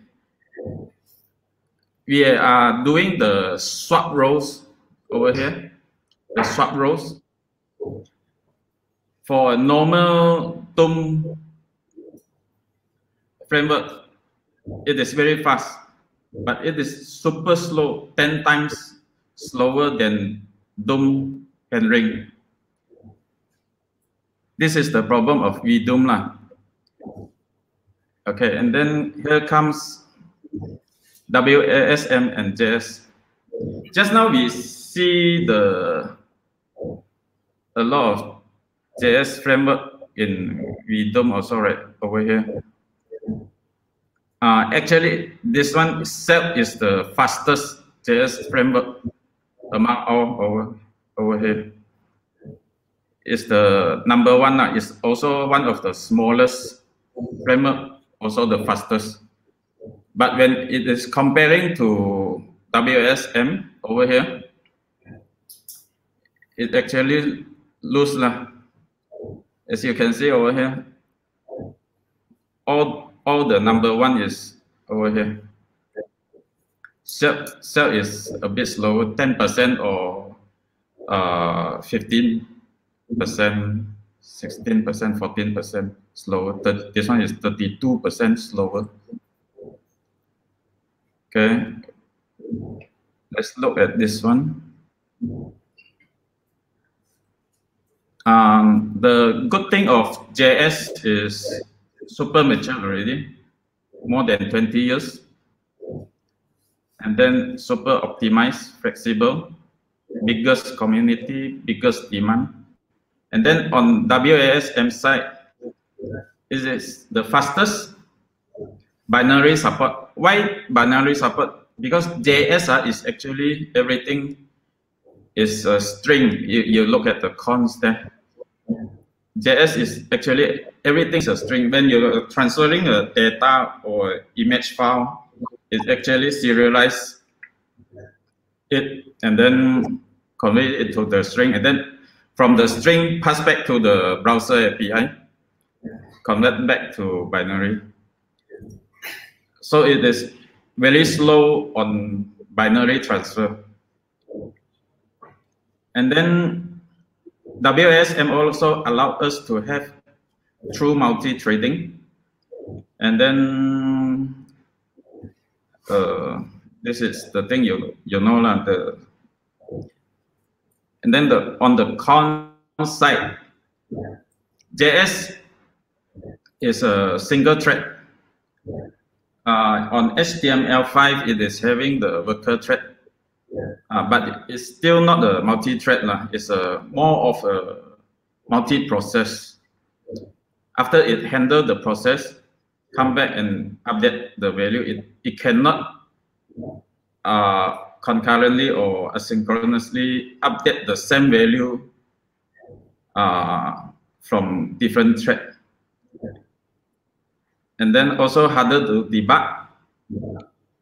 For WSM side, I think it is still very early stage for me lah. I think if you are on hobby or you are challenging yourself to do the things, I think it is very good start, because you will know a lot of code base. I mean the core of the framework, everything, how it is built, if you start now. Okay. Why Rust Dominator? Think async, think multi-threading. Like just now you saw the future, right? Rust Dominator is having a enhanced future. It has a future signal library that is actually a polling machine to facilitate the stats. So in the conventional DOM or VDOM library, we are having state management like hook or simple state or Redux or mockx, anything else. But how about this new thing, signal? Think in signal. Later I will show you what is it. And then components. A lot of times we don't actually need to write a component. Like in React, they have a pure component to simplify the component that is not having step or process within the component. Then in Rust, we are actually able to utilize macros instead of writing a lot of components. Okay, then over here, this is the bird's eye view of Rust Dominator, the big picture of or architecture view of Rust Dominator. Everything you write is using a macro instead of a tag. You can visit all the source code over here. Okay, this is the hello world of the boilerplate. I written a boilerplate for this hello world. You can look at it from here.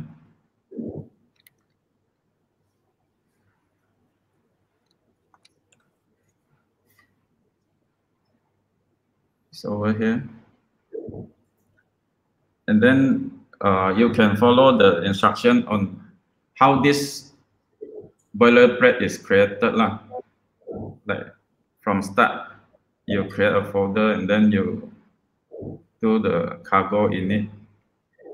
And then copy the things inside the TOML.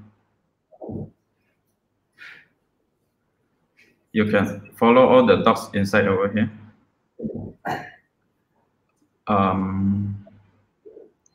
And then I show you the boilerplate. Okay, this is the thing inside. Dominator 5.5, 0.5.5, WSM Bingen, future signal. Future signal, like I said just now, is actually derived from future, and it is actually a polling engine.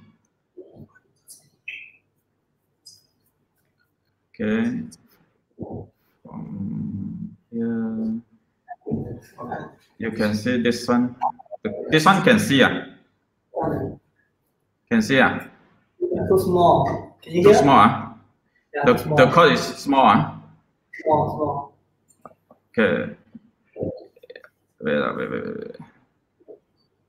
The big one is over here. Okay.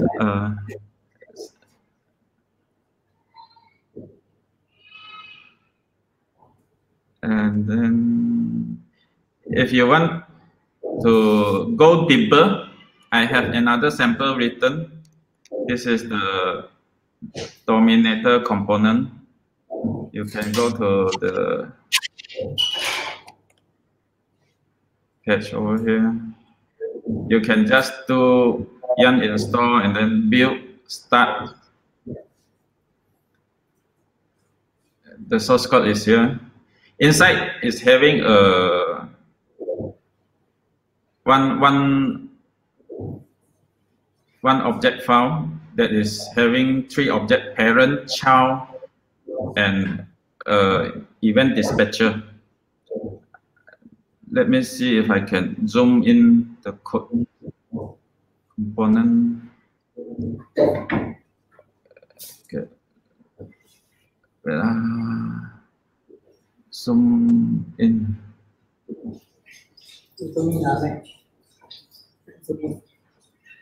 Windows. It's browser, right? So command plus. Command plus. It's electron, right? Yeah. This one can see. Yep.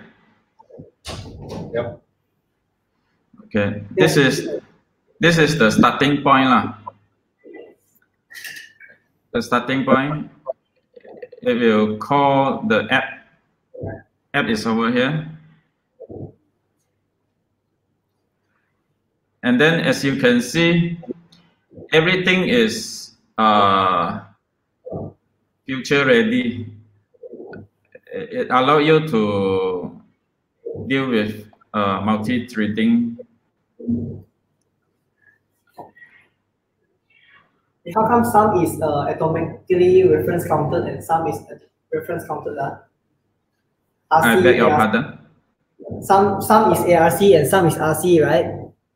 This one I just purposely put it like that, so that you can see. Actually, you can mix with it.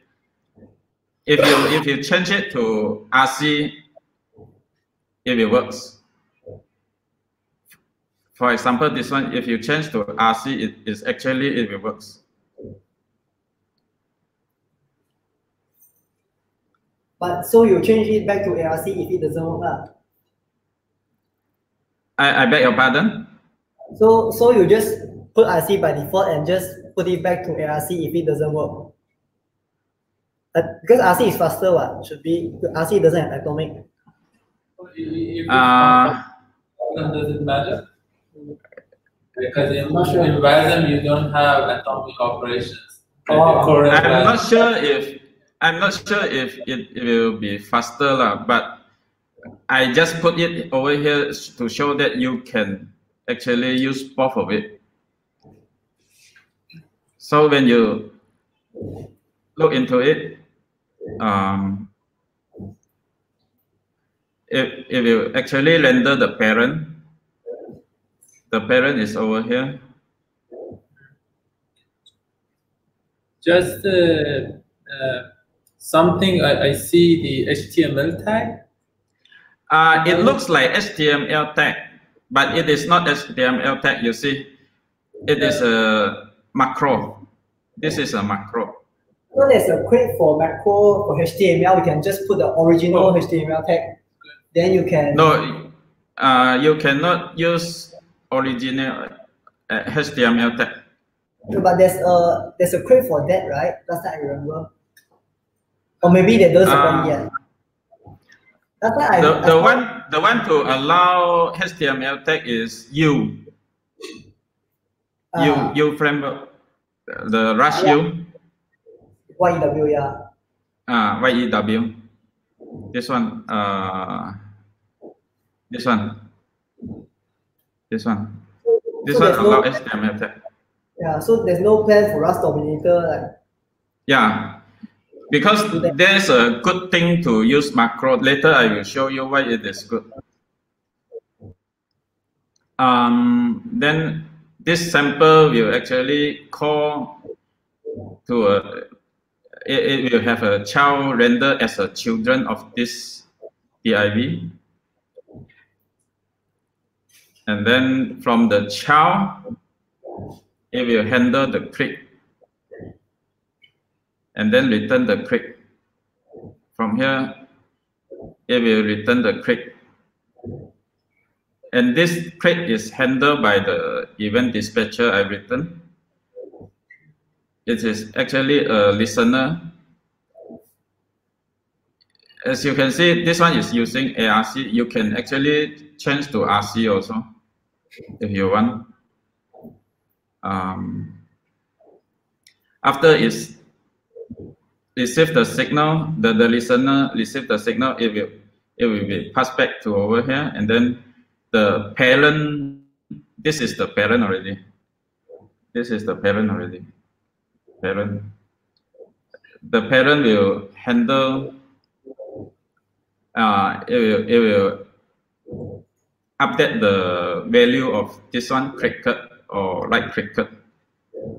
Let me try run the.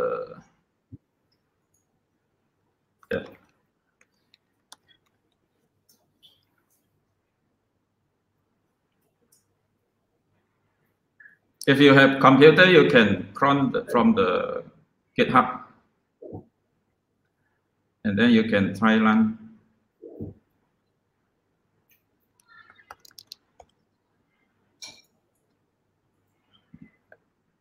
As you can see, it is updating the parent. This one is on the parent, on the green side.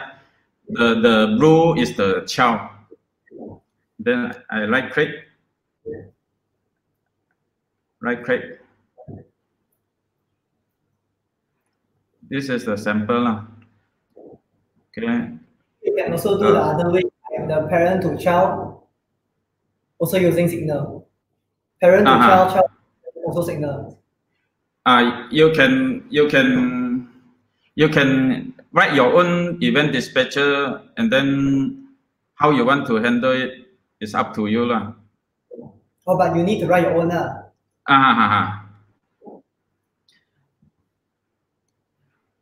Okay, this one, let's say if this one you can see cannot. Oh, you can think full screen. Press the play. Okay. This one I make it shorter lah from here. It's actually the same inside the Rust Dominator component sample. If you look at the text signal, this one is built in from the Rust Dominator framework. This one is handled already. It will look for the cricket mutex available. The cricket is a mutex available. If you look up at the parent struct there, we declare the mutable I32 is a integer value. Integer value. What is the mutable? It's a mutex variable. It's a variable. It's a variable that is accessible from from the thread lah. You cannot simply declare a I32 variable and expect it to be usable from the signal. You cannot, because it's not thread safe. You need to use this mutable. It's actually the same as mutex from the async thing. You don't have threads, right? This is not really a thread. This is future. It enhanced with a signal. This signal is actually a polling engine. It's actually a future. Right. You can look at the code of future underscore signal. This is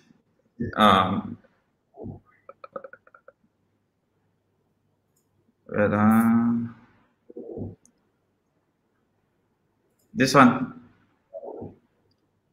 future underscore signal. You can actually look at the code.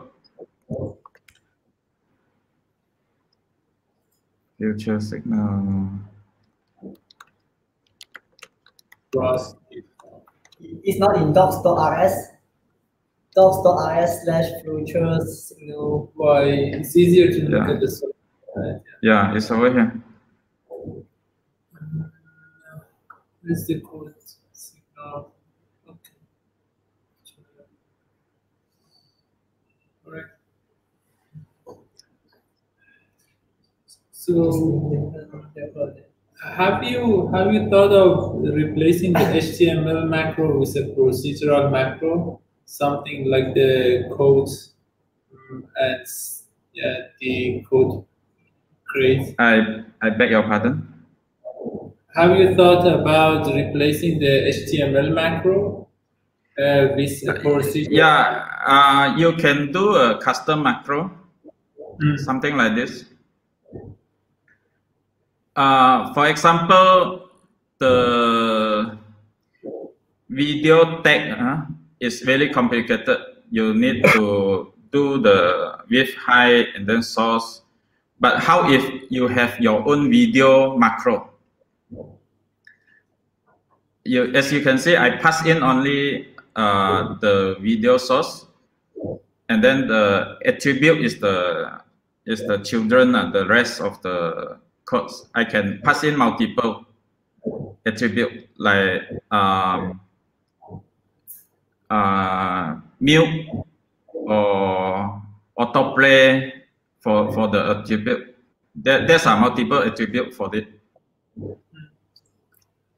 As you can see, you can write your own macro like this. You can pass in the source over here. I mean, this is really good, like the video custom macros. What I mean is the procedural macros, like the ones that you get the token tree and you parse the token tree yourself, so you can have a DSL. You want like something a derived serialized? Yes. Like the derived serialized thing. Yeah. If you Google proc macro, PROC macro workshop, I've seen some examples of how they do it. It's before the function, right? You put it before the function. Or before the enum. So maybe proc macro workshop. This is like, this is a good tutorial.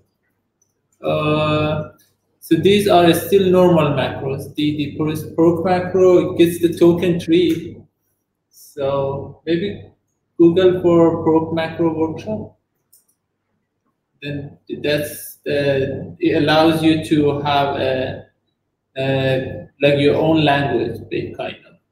Yeah, I think it is possible as long as you know how to write the macro, right?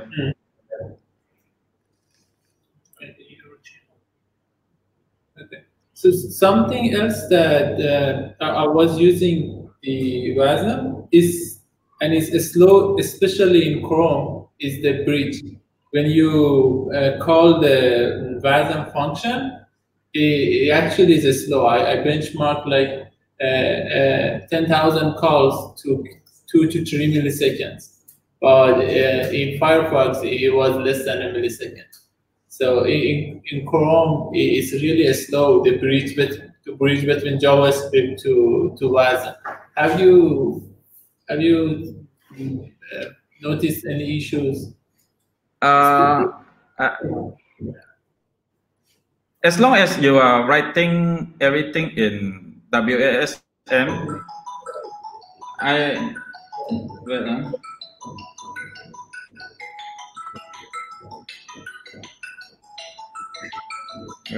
close the font first. As long as you don't deal with the JavaScript, you won't be having a problem.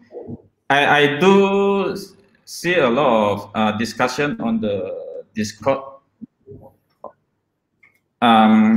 They do acknowledge that if you are dealing with JavaScript, right, from WASM and then back and forth like that, right, you will be facing a lot of problem. Especially it is slower. But if you are using this thing, the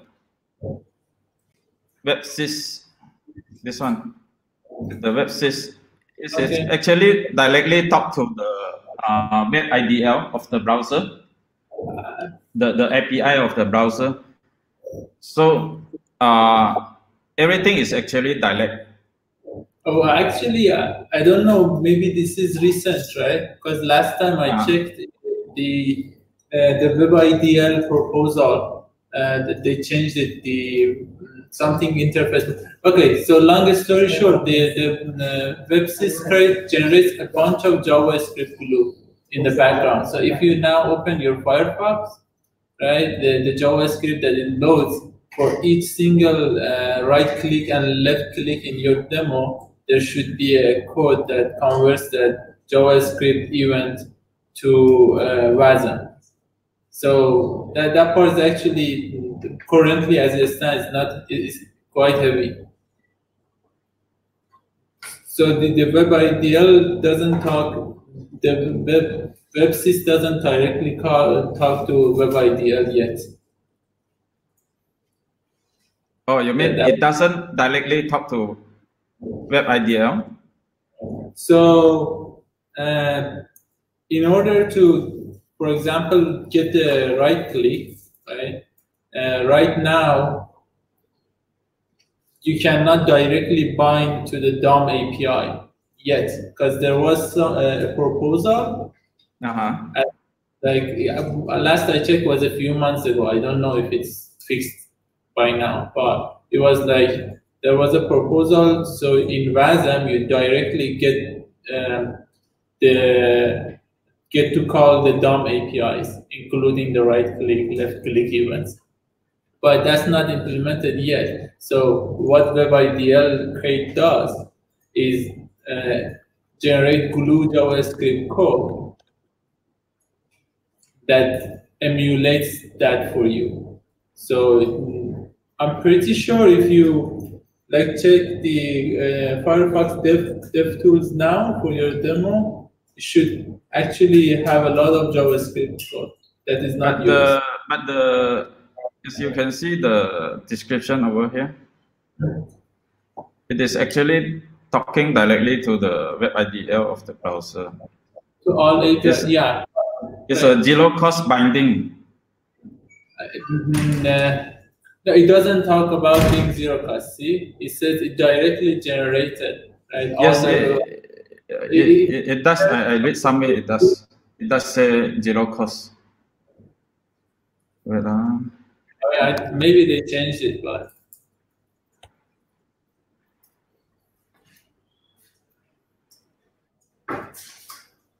I actually had a project using this for WebGL, but even for that, it had to generate JavaScript code for accessing the WebGL. No, I think maybe it's a previous version.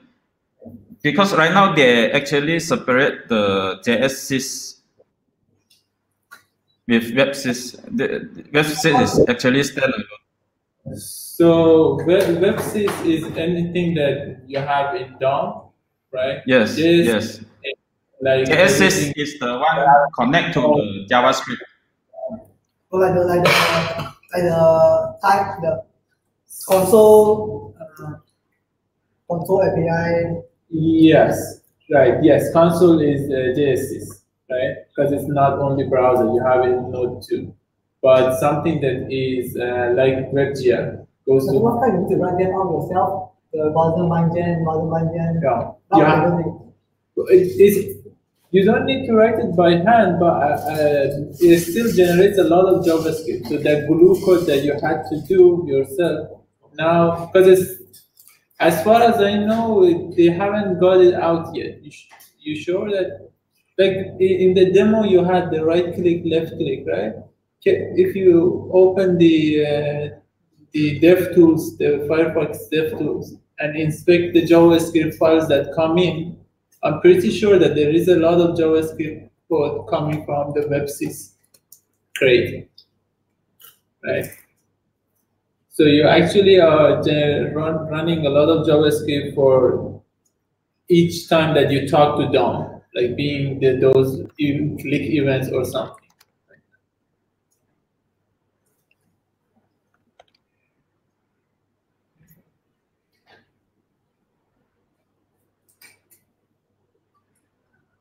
Okay, so what's this about?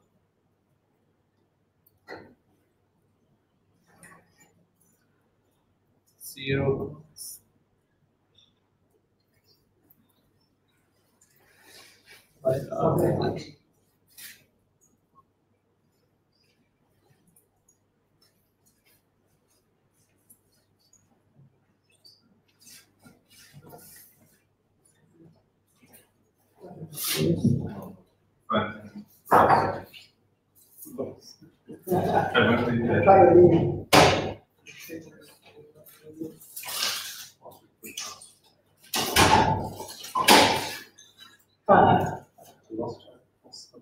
Could you go to the top? Oh, the binding. Bindings, yeah. Just one minute. Function.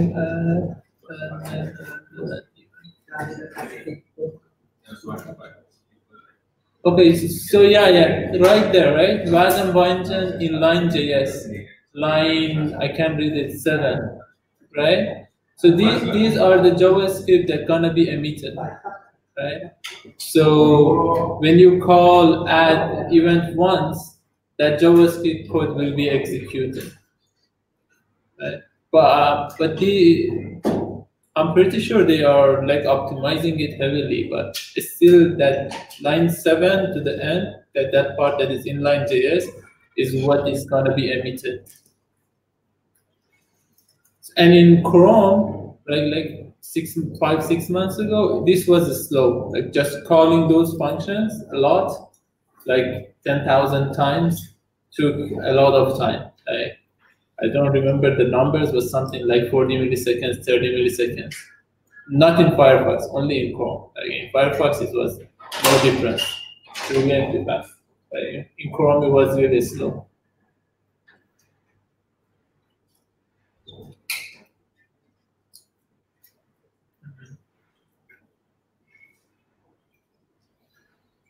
Let me finish the talk first. Oh, sorry. Maybe later you have anything? The last sample is over here. Bootstrap sample. Rust Dominator Bootstrap. You can go to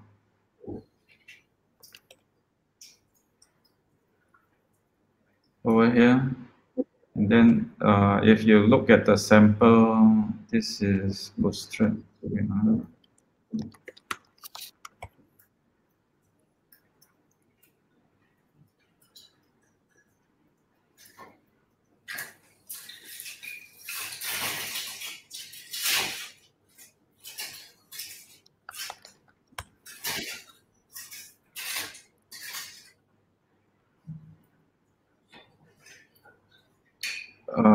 you can look into this sample. I have the routing handling,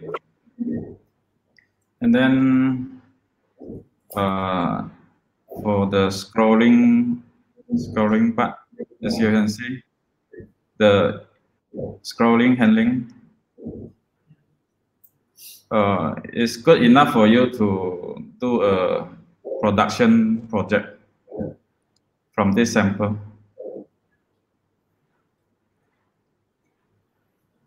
And then the last slide is this one. You can connect with me on this one. Facebook, 10 pound. You can see, Can see. Okay.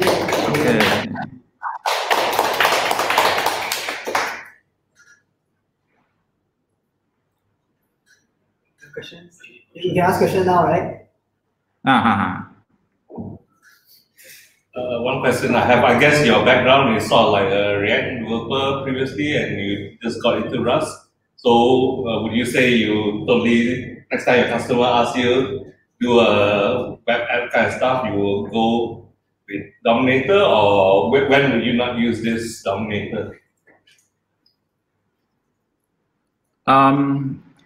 Depends on the project requirement. If you want if the customer want a quick deployment, a quick project, then it's better you use React because there's tons of components, libraries available, which is very, very mature. You can just plug and play everything. For the long term, I think go for Rust. Rust Dominator is very exciting. For me, I look at it as kind of perfect to me because everything is you have to think in asynchronous, and even you can put in multi-threading, and then the binary side also can handle better. So if you are doing a project that is doesn't have the constraint of timeline, then you can go for it Rush. But if you want to do a project for a customer that is looking for 3 months, then you die using Rush.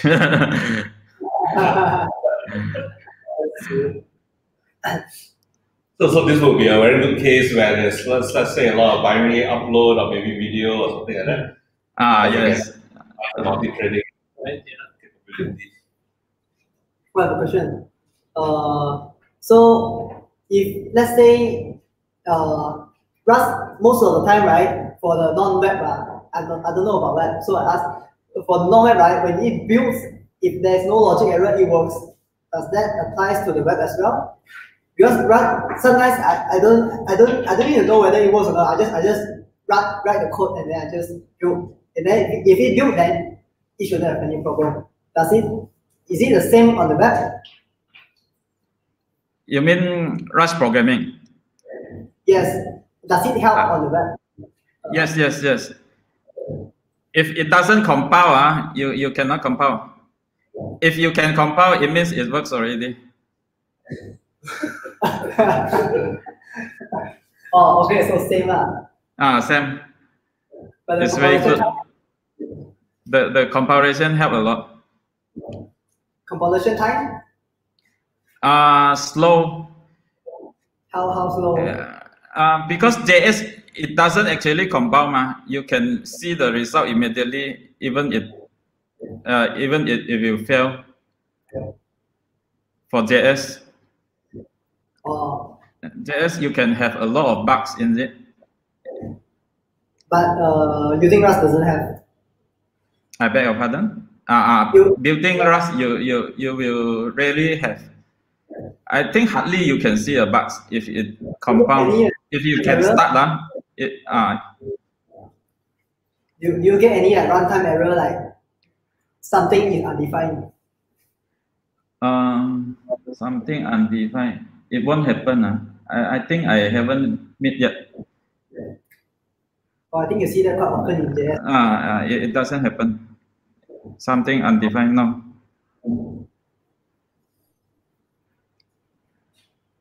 You must be able to compile it. Oh, last question. One last question. Anyone?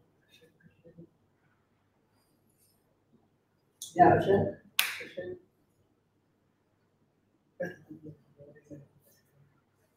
So in that case, thank you, Ken Paul, for sharing. I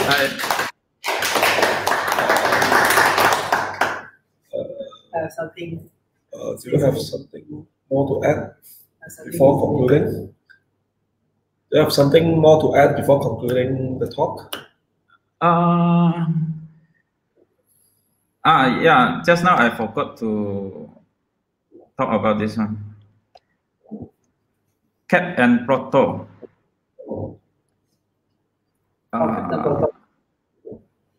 This one, if you are using in the web development, it will be actually fastest for binary transfer, things like that. It is actually better than the protobuf or flatbuf. Better than flatbuf? I thought it's the same. Better, actually better. This one is fastest. So you don't use JSON? I do use JSON. As I said, depends on project.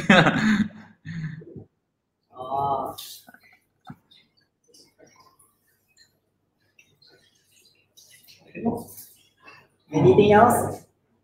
That's all. Thanks a lot. Okay, thanks for the other organizer. Thanks for sharing. Also, we would like to thank River Software for sponsoring the day. Thanks for everyone. Has something to conclude. Has something to say. So let's say because I talked with my Rust DC group, then it's quite interesting to see that the Rust DC is, I don't know where, Virginia, somewhere DC. I don't know what's the place, but it's somewhere in the Virginia. So they talk about their meetup is different from ours. We have like talking, discussion, but then there's just like the heck of stuff. They just build stuff. They don't really give like much thought compared to like us. They have a project or everything? Yeah, they come together and do projects together. There's quite interesting. I see one project is called Fish Out. They have a man page, right? Completion is currently generated by Python. Last time I was thinking, wouldn't it be good if there is each written in Rust, wouldn't it be faster? Then the group go running. Then I have to contribute. I was thinking about that, is it hard? Then I tried looking, it's not really hard. So what they do is very nice. They do a small, they take a Python original one, they throw out all the functions to convert to Rust, then they just say, who wants to fix the issue? Then the people from online will just come, and then their internal, the people there, they will work together, and then they say that they see people like come join more actively because they could play around, they could talk about stuff like this. Do you think it will be helpful? Like they just go to the meetup and then they just do something together. Like they take a project online, then they just do the basic one easy because it's easy to convert. But this one is just Python. When you convert to Rust, it looks like Python also, except it's quite similar. But then I don't see much difference. Then they can learn as well. In the meantime, they can learn how like Rust differs from Python. For that you think it would be nice in Malaysia? Nice in Malaysia? Sure. Yeah, but what kind of project you want to? I also don't know. yeah. I never think but like I think Rust submitted what's it called, just now I introduced the first one that I introduced is the app Obsidian. It's also made by some people in Malaysia. They came by last meetup, right? They came this meetup. So they also do the together. It's a web framework, but it's not front end, it's back end. Then they they also want to try to learn some, and then they just try to do it. But I think they all be hard lah. Doing web framework will be hard. Something easier. You should do the Rust embedded. Maybe next time. You already have one. You already have the board, right? Yes. Yeah. So one of the things that they do LED racing. LED racing. NeoPixels, the multiple thing. So you can have like a 50 line. It's really depending on how fast you can code like direct memory access or how mistakes or how tight you can do your loop. Because you have to light up 1 pixel at a time. So we want to do LED to be fastest. Well, it's a race. So the one who can reach the end fastest. Or we can even do something like compete. You know, the Rust has a game, Ferris competition or what. So you know Rust have Rust mascot is called Ferris, right? The crab-like thing. Then the name is called Ferris. So there is this game called the Ferris fencing. So it's a game. You write Rust code and then they make it into a VM. What VM? It's not ARM. It's not x86. It's something like some other architecture. You combine with that, then you can tell Ferris when to hook the other Ferris. So 2 Ferris fight together. Then you can see there's a competition for this. I think they haven't started yet. It's announced in the game group, so maybe we can compete internally, like see whose Ferris is stronger, who can use the Ferris to hook other Ferris. It's like fencing, except it's a game. So they use both people build Ferris and then they just fight together. Something like that. Or next time you have something in mind, just say. Huh? Have you used Rust for embedded before? No, not a bit. He has a board. Can you show the board? Yeah, he has an embedded board. Is it ESP or something? No, it's ST Micro. ST is expensive. It's not the red pill, blue pill. No, yeah. Where is it? It's inside. I've got EST 32. Yeah. Okay, I guess. Oh, you gave me, thanks a lot. But you also have the same board, right? Yeah, I also have. Okay, because this one is ARM, right? Yes, for ARM, for ARM and free. Yeah. For ARM, sorry. For ARM is anything else on that? No. This is the same board in the Rust embedded book. Same board. Got it. So this one has gyroscope, so that's why the LED is like this, because one of the test project is you can tilt it and the LED will. And it has Wi-Fi, right? I don't think it has Wi-Fi. Oh, it doesn't. Okay. But you can always interface with Wi-Fi. Yeah. I have a board. That one is like Chinese microchip. It's called ESP. Right? And the Rust compiler doesn't compile to that architecture. LLVM does not yet support the Extensa. Yeah, the name was Extensa, They have a branch, but the Extensa people are not. Yeah, there is a prototype, but they're not very. Does it work like switching to Rust for this or so everyone is waiting for LLVM to support Extensa because once LLVM supports it, not just Rust, like Crystalline, Sprino, and all of like C, we'll see already. They have the but a lot of the transpilers that go from their language to LLVM will be able to write for ESP32 and ESP266. The problem is they're not very up to date with the LLVM port, so everyone's just waiting for it. Got it. Because like those you want it, they are really cheap. Yeah, they're really cheap.